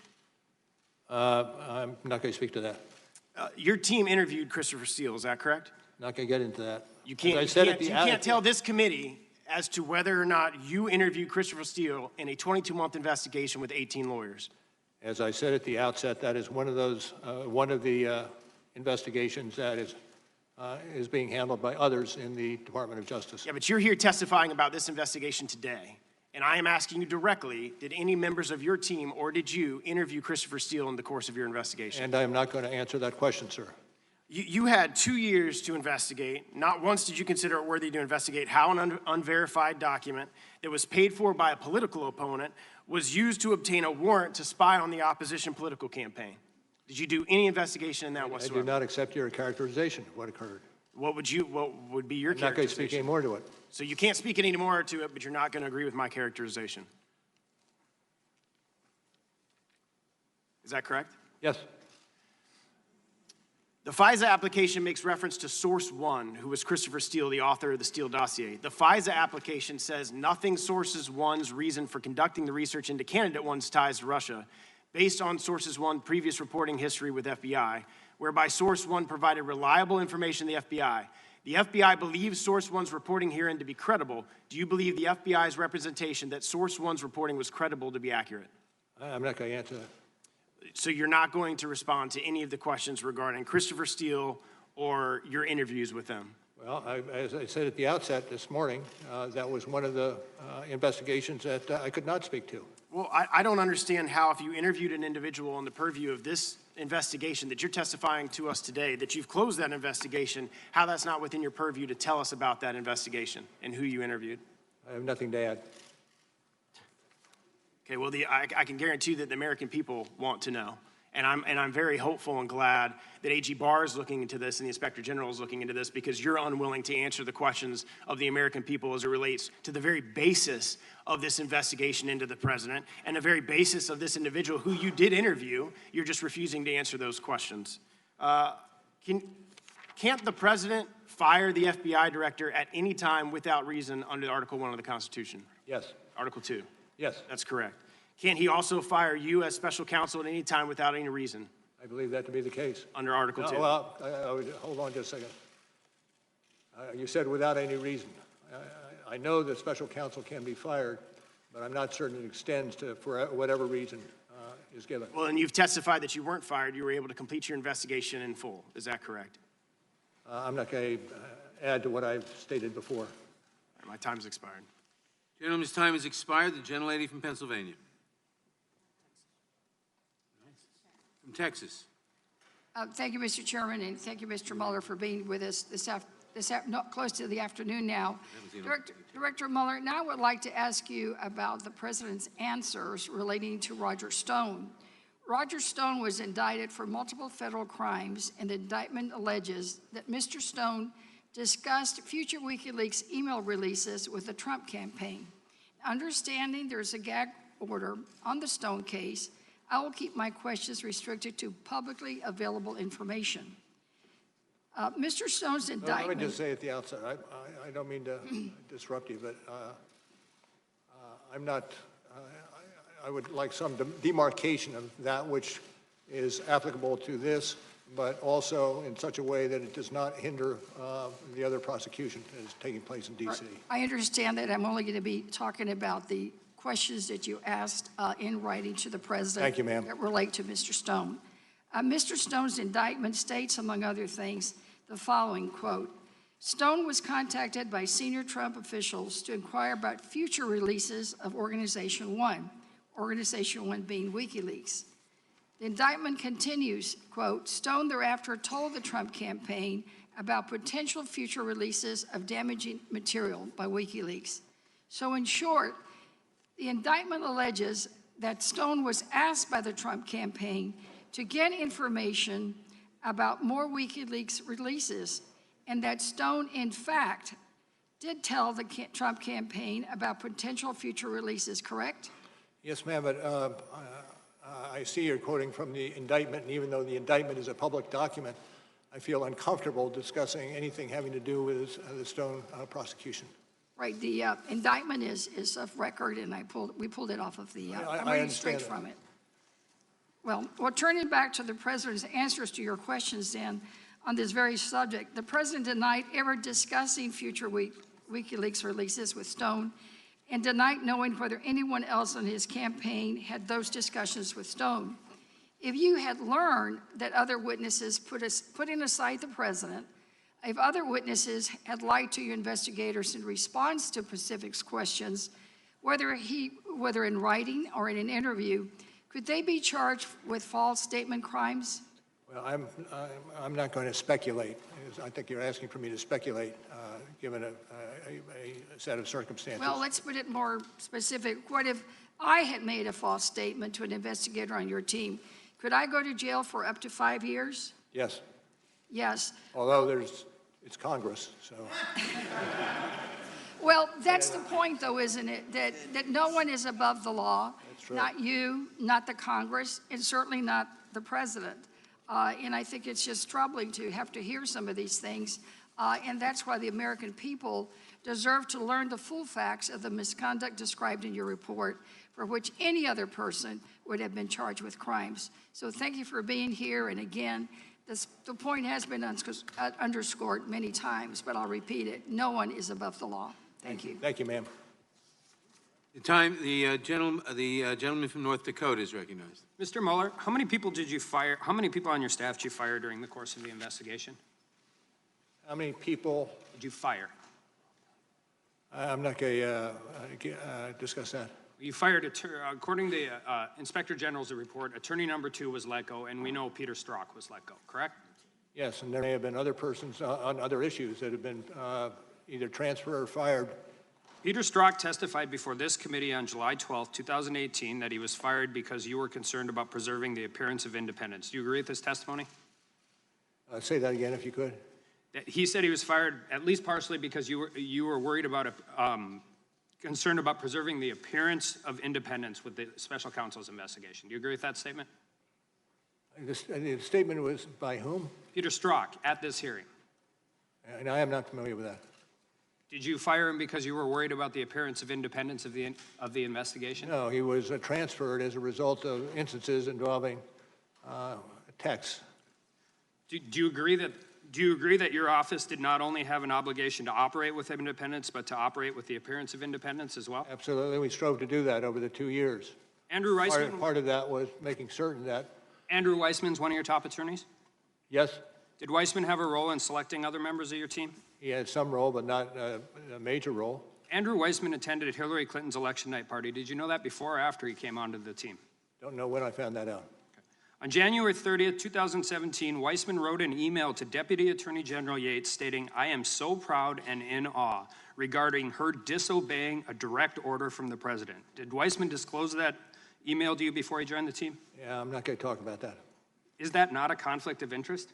I'm not going to talk about that. Are you aware that Ms. Jeannie Rhee represented Hillary Clinton in litigation regarding personal emails originating from Clinton's time as Secretary of State? Yes. Did you know that before she came on the team? No.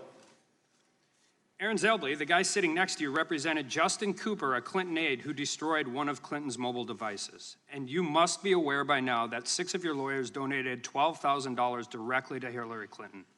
I'm not even talking about the $49,000 they donated to other Democrats, just the donations to the opponent who was the target of your investigation. Can I speak for a second to the hiring practices? Sure. We strove to hire those individuals that could do the job. I've been in this business for almost 25 years, and in those 25 years, I have not had occasion once to ask somebody about their political affiliation. It is not done. What I care about is the capability of the individual to do the job and do the job quickly and seriously and with integrity. But that's what I'm saying, Mr. Mueller. This isn't just about you being able to vouch for your team. This is about knowing that the day you accepted this role, you had to be aware no matter what this report concluded, half of the country was going to be skeptical of your team's findings. And that's why we have recusal laws that define bias and perceive bias for this very reason. 28 United States Code 528 specifically lists not just political conflict of interest, but the appearance of political conflict of interest. It's just simply not enough that you vouch for your team. The interests of justice demand that no perceived bias exists. I can't imagine a single prosecutor or judge that I have ever appeared in front of would be comfortable with these circumstances where over half of the prosecutorial team had a direct relationship to the opponent of the person being investigated. Let me, one other fact that I put on the table, and that is we hired 19 lawyers over the period of time. Of those 19 lawyers, 14 of them were transferred from elsewhere in the Department of Justice. Only 5 came from outside. And So we half did of not them had a direct relationship, political or personal, with the opponent of the person you were investigating. And that's my point. I wonder if not a single word in this entire report was changed, but rather the only difference was we switched Hillary Clinton and President Trump. If Peter Strzok had texted those terrible things about Hillary Clinton instead of President Trump, if a team of lawyers worked for, donated thousands of dollars to, and went to Trump's parties instead of Clinton's, I don't think we'd be here trying to prop up an obstruction allegation. My colleagues would have spent the last 4 months accusing your team of being bought and paid for by the Trump campaign, and we couldn't trust a single word of this report. They would still be accusing the president of conspiracy with Russia, and they would be accusing your team of aiding and abetting in that, with that conspiracy. And with that, I yield back. Gentleman yields back. The gentleman from Colorado. Director Mueller, thank you for your service to our country. I'd like to talk to you about one of the other incidents of obstruction, and that's the evidence in your report showing the president directing his son and his communications director to issue a false public statement in June of 2017 about a meeting between his campaign and Russian individuals at Trump Tower in June of 2016. According to your report, Mr. Trump Jr. was the only Trump associate who participated in that meeting and who declined to be voluntarily interviewed by your office. Is that correct? Yes. Did Mr. Trump Jr. or his counsel ever communicate to your office any intent to invoke his Fifth Amendment right against self-incrimination? I'm not going to answer that. You did pose written questions to the president about his knowledge of the Trump Tower meeting. You also asked him about whether or not he had directed a false press statement. The president did not answer at all that question, correct? I don't have it in front of me. I take your word. I can represent to you that Appendix C, specifically C13, states as much. According to page 100 of Volume 2 of your report, your investigation found that Hope Hicks, the president's communications director, in June of 2017 was shown emails that set up the Trump Tower meeting, and she told your office that she was, quote, shocked by the emails because they looked, quote, really bad. True? Do you have the citation? Sure. It's page 100 of Volume 2. While you're flipping to that page, Director Mueller, I will also tell you that according to page 99 of Volume 2, those emails in question stated, according to your report, that the Crown Prosecutor of Russia had offered to provide the Trump campaign with some official documents and information that would incriminate Hillary and her dealings with Russia as part of Russia and its government's support for Mr. Trump. Trump Jr. responded, if it's what you say, I love it. And he, Kushner, and Manafort met with the Russian attorneys and several other Russian individuals at Trump Tower on June 9th, 2016, end quote, correct? Generally accurate. Isn't it true that Ms. Hicks told your office that she went multiple times to the president to, quote, urge him that they should be fully transparent about the June 9th meeting, end quote, but the president each time said no, correct? Accurate. And the reason was because of those emails, which the president, quote, believed would not leak, correct? Well, I'm not certain how it's characterized, but generally correct. Did the president direct Ms. Hicks to say, quote, only that Trump Jr. took a brief meeting and it was about Russian adoption, end quote, because Trump Jr.'s statement to the New York Times, quote, said too much, according to page 102 of Volume 2? Okay. Correct? Let me just check one thing. Yes. And according to Ms. Hicks, the president still directed her to say the meeting was only about Russian adoption, correct? Yes. Despite knowing that to be untrue. Thank you, Director Mueller. I yield back the balance of my own time. Mr. Mueller, you've been asked over here on the far right, sir. You've been asked a lot of questions here today, and to be frank, you performed as most of us expected. You've stuck closely to your report, and you have declined to answer many of our questions on both sides. As the closer for the Republican side, I know you're glad to get to the close, I want to summarize the highlights of what we have heard and what we know. You spent 2 years and nearly 30 million taxpayer dollars and unlimited resources to prepare a nearly 450-page report, which you describe today as very thorough. Millions of Americans today maintain genuine concerns about your work, in large part because of the infamous and widely publicized bias of your investigating team members, which we now know included 14 Democrats and 0 Republicans. Campaign finance reports later showed that team, excuse me, it's my time. That team of Democrat investigators you hired donated more than $60,000 to the Hillary Clinton campaign and other Democratic candidates. Your team also included Peter Strzok and Lisa Page, which have been discussed today, and they had the lurid text messages that confirmed they openly mocked and hated Donald Trump and his supporters, and they vowed to take him out. Mr. Ratcliffe asked you earlier this morning, quote, "Can you give me an example other than Donald Trump where the Justice Department determined that an investigated person was not exonerated because their innocence was not conclusively determined," unquote. You answered, "I cannot." Sir, that is unprecedented. The President believed from the very beginning that you and your special counsel team had serious conflicts. This is stated in the report and acknowledged by everybody. And yet, President Trump cooperated fully with the investigation. He knew he had done nothing wrong, and he encouraged all witnesses to cooperate with the investigation and produced more than 1.4 million pages of information and allowed over 40 witnesses who were directly affiliated with the White House or his campaign. Your report acknowledges on page 61, volume 2, that a volume of evidence exists of the President telling many people privately, quote, "The President was concerned about the impact of the Russian investigation on his ability to govern and to address important foreign relations issues and even matters of national security." And on page 174, volume 2, your report also acknowledges that the Supreme Court has held, quote, "The President's removal powers are at their zenith with respect to principal officers, that is, officers who must be appointed by the President and who report to him directly. The President's exclusive and illimitable power of removal of those principal officers furthers the President's ability to ensure that the laws are faithfully executed," unquote. And that would even include the Attorney General.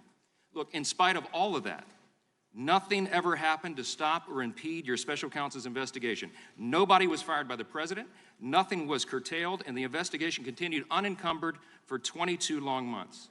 As you finally concluded in volume 1, the evidence, quote, "did not establish that the President was involved in an underlying crime related to Russian election interference," unquote. And the evidence, quote, "did not establish that the President or those close to him were involved in any Russian conspiracies or had an unlawful relationship with any Russian official," unquote. Over those 22 long months that your investigation dragged along, the President became increasingly frustrated, as many of the American people did, with its effects on our country and his ability to govern. He vented about this to his lawyer and his close associates, and he even shared his frustrations, as we all know, on Twitter.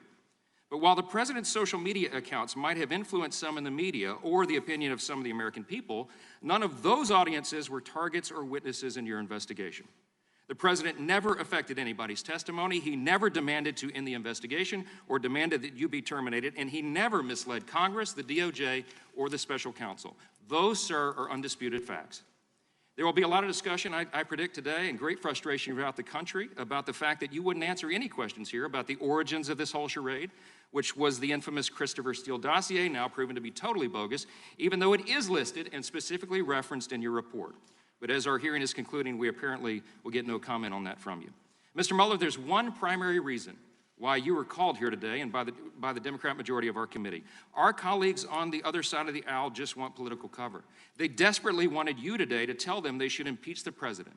But the one thing you have said very clearly today is that your report is complete and thorough, and you completely agree with and stand by its recommendations and all of its content. Is that right? True. Mr. Mueller, one last important question. Your report does not recommend impeachment, does it? I'm not going to talk about recommendations. It does not conclude that impeachment would be appropriate here, right? I'm not going to talk about that, that issue. That's one of the many things you wouldn't talk about today, but I think we can all draw our own conclusions. I do thank you for your service to the country, and I'm glad this charade will come to an end soon, and we can get back to the important business of this committee with its broad jurisdiction of so many important issues for the country. With that, I yield back. The gentleman yields back. I want to announce that our intent was to conclude this hearing at around 11:45. All of the Republican members have now asked their questions, but we have a few remaining Democratic members. They will be limiting their questions, so with Director Mueller's indulgence, we expect to finish within 15 minutes. The gentlelady from Georgia is recognized. Thank you, Mr. Chairman, and thank you, Director Mueller. Your investigations of the Russian attack on our democracy and of obstruction of justice were extraordinarily productive. In under 2 years, you charged at least 37 people or entities with crimes. You convicted 7 individuals, 5 of whom were top Trump campaign or White House aides. Charges remain pending against more than 24 Russian persons or entities and against others. Now let me start with those 5 Trump campaign or administration aides that you convicted. Would you agree with me that they are Paul Manafort, President Trump's campaign manager, Rick Gates, President Trump's deputy campaign manager, Michael Flynn, President Trump's former national security advisor, Michael Cohen, the president's personal attorney, George Papadopoulos, President Trump's former campaign foreign policy advisor, correct? Correct. And the 6th Trump associate will face trial later this year, correct? And that person would be Roger Stone, correct? Correct. Thank you. Well, I'm not certain what you said by Stone, but he is in another court system, as I indicated before. Exactly. He's still And, under we don't want to investigation. discuss. Correct. Thank you. And there are many other charges as well, correct? Correct. So, sir, I just want to thank you so much in my limited time today for your team, the work that you did and your dedication. In less than 2 years, your team was able to uncover an incredible amount of information related to Russia's attack on our elections and to obstruction of justice. And there's still more that we have to learn. Despite facing unfair attacks by the president, and even here today, your work has been substantive and fair. The work has laid the critical foundation for our investigation, and for that, I thank you. I thank you. And with that, I yield back the balance of my time. Gentlelady yields back. The gentleman from Arizona. Thank you, Director Mueller. I'm disappointed that some have questioned your motives throughout this process, and I want to take a moment to remind the American people of who you are and your exemplary service to our country. You are a Marine. You served in Vietnam and earned a Bronze Star and a Purple Heart, correct? Correct. Which president appointed you to become the United States Attorney for Massachusetts? Which senator? Which president? Oh, which president? I think that was President Bush. According to my notes, it was President Ronald Reagan had the honor to do so. Under whose My mistake. Under whose administration did you serve as the Assistant Attorney General in charge of the DOJ's Criminal Division? Under which president? Yep. That would be George Bush 1. That is correct, President George H.W. Bush. After that, you took a job at a prestigious law firm, and after only a couple years, you did something extraordinary. You left that lucrative position to re-enter public service, prosecuting homicides here in Washington, D.C. Is that correct? Correct. When you were named director of the FBI, which president first appointed you? Bush. And the Senate confirmed you with a vote of 98-0, correct? Surprising.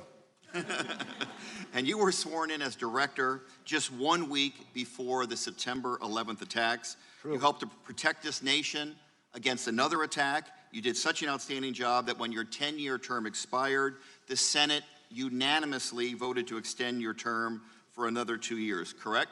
True. When you were asked in 2017 to take the job as special counsel, the president had just fired FBI Director James Comey. The Justice Department and the FBI were in turmoil. You must have known there would be an extraordinary challenge. Why did you accept? I'm not going to get into that's a little bit off track. It was a challenge, period. Some people have attacked the political motivations of your team, even suggested your investigation was a witch hunt. When you considered people to join your team, did you ever even once ask about their political affiliation? Never once. In your entire career as a law enforcement official, have you ever made a hiring decision based upon a person's political affiliation? No.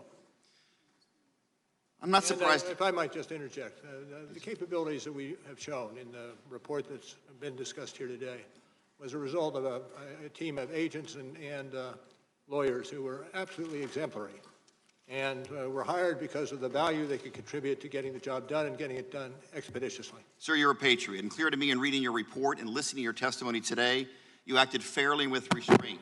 There were circumstances where you could have filed charges against other people, mentioned the report, but you declined. Not every prosecutor does that, certainly no one on a witch hunt. The attacks made against you and your team intensified because your report is damning.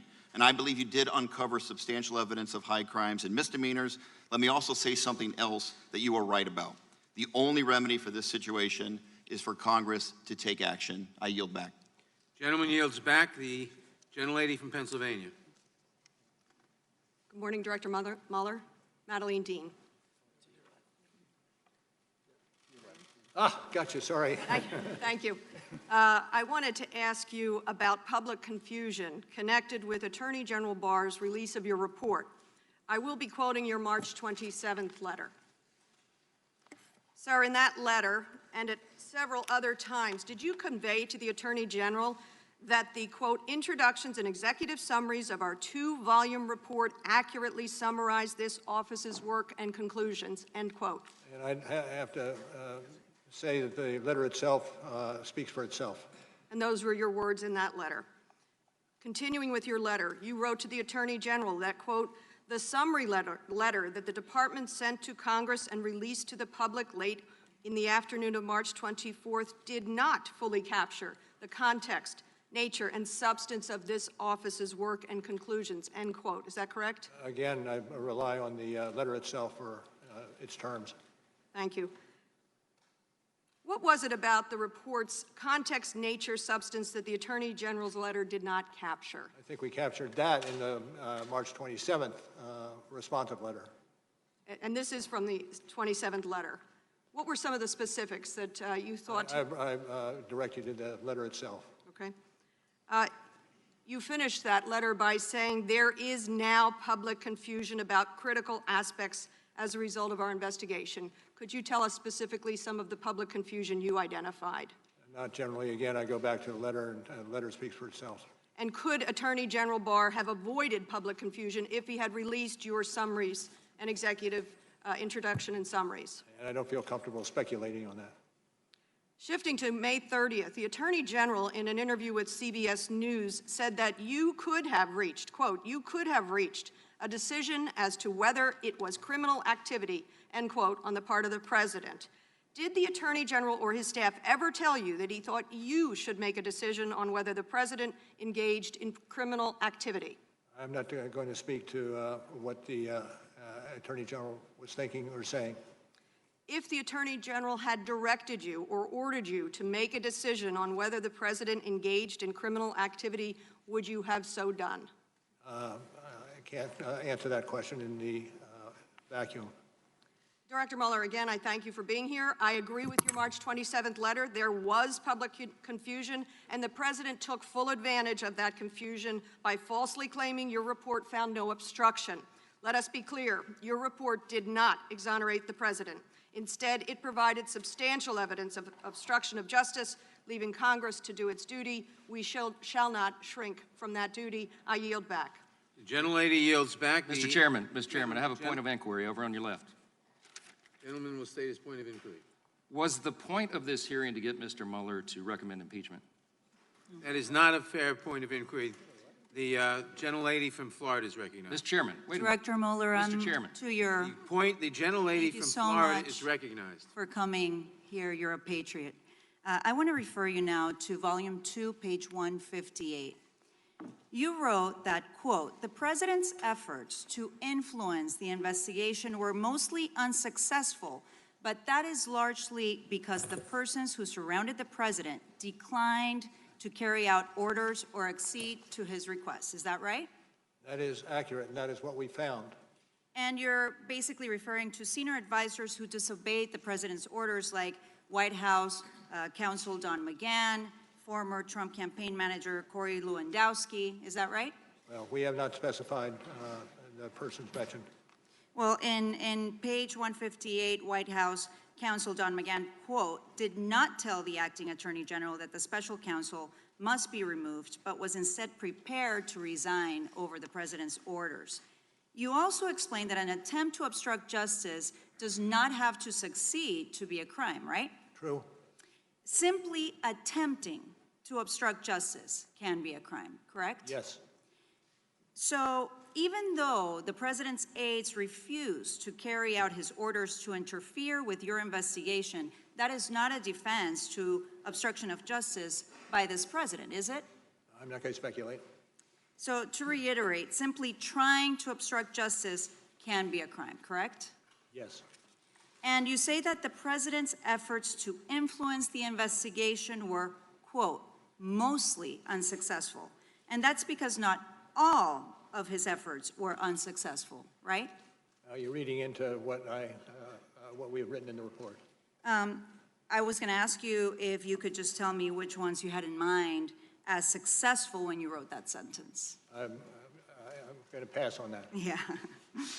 Director Mueller, today we've talked a lot about the separate acts by this president, but you also wrote in your report that, quote, the overall pattern of the president's conduct towards the investigations can shed light on the nature of the president's acts, and the inferences can be drawn about his intent, correct? Accurate recitation from the report.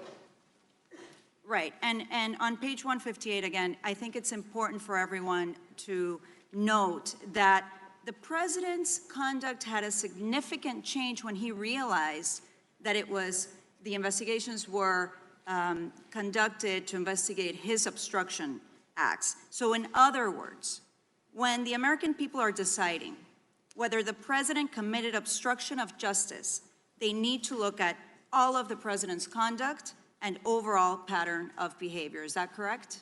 I don't disagree. Thank you. Dr. Mueller, Director Mueller, doctor also, I'll designate that too. I have certainly made up my mind about whether what we have reviewed today meets the elements of obstruction, including whether there was corrupt intent. And what is clear is that anyone else, including some members of Congress, would have been charged with crimes for these acts. We would not have allowed this behavior from any of the previous 44 presidents. We should not allow it now or for the future to protect our democracy. And yes, we will continue to investigate because, as you clearly state at the end of your report, no one is above the law. I yield back my time. The gentlelady yields back. The gentlelady from Texas. Director Mueller, you wrote in your report that you, quote, determined not to make a traditional prosecutorial judgment, end quote. Was that in part because of an opinion by the Department of Justice, Office of Legal Counsel, that a sitting president can't be charged with a crime? Yes. Director Mueller, at your May 29th, 2019 press conference, you explained that, quote, the opinion says that the Constitution requires a process other than the criminal justice system to formally accuse a sitting president of wrongdoing, end quote. That process other than the criminal justice system for accusing a president of wrongdoing, is that impeachment? I'm not going to comment on that. In your report, you also wrote that you did not want to, quote, potentially preempt constitutional processes for addressing presidential misconduct, end quote. For the non-lawyers in the room, what did you mean by, quote, potentially preempt constitutional processes? I'm not going to try to explain that. That actually is coming from page 1 of volume 2. In the footnote is the reference to this. What are those constitutional processes? I think I heard you mention at least one. Impeachment, correct? I'm not going to comment. Okay, that is one of the constitutional processes listed in the report in the footnote in volume 2. Your report documents the many ways the president sought to interfere with your investigation. And you state in your report on page 10, volume 2, that interfering with a congressional inquiry or investigation with corrupt intent can also constitute obstruction of justice. True.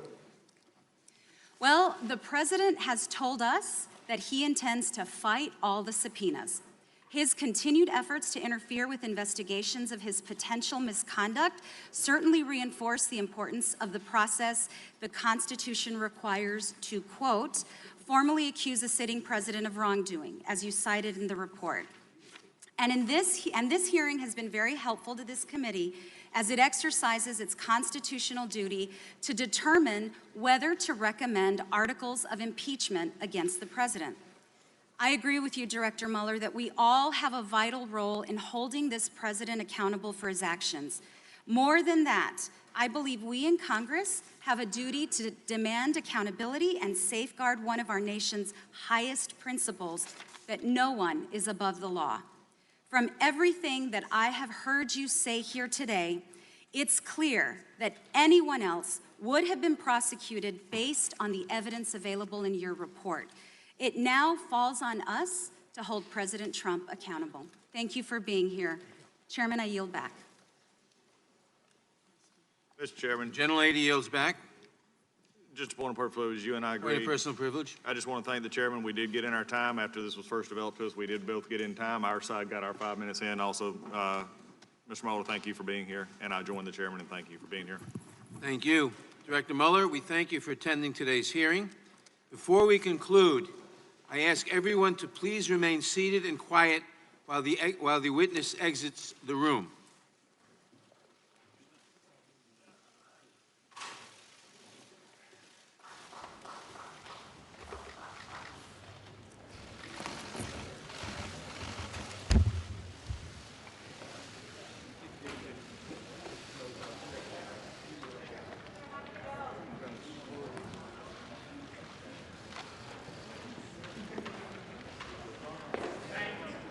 Without objection, all members will have 5 legislative days to submit additional written questions for the witness or additional materials for the record.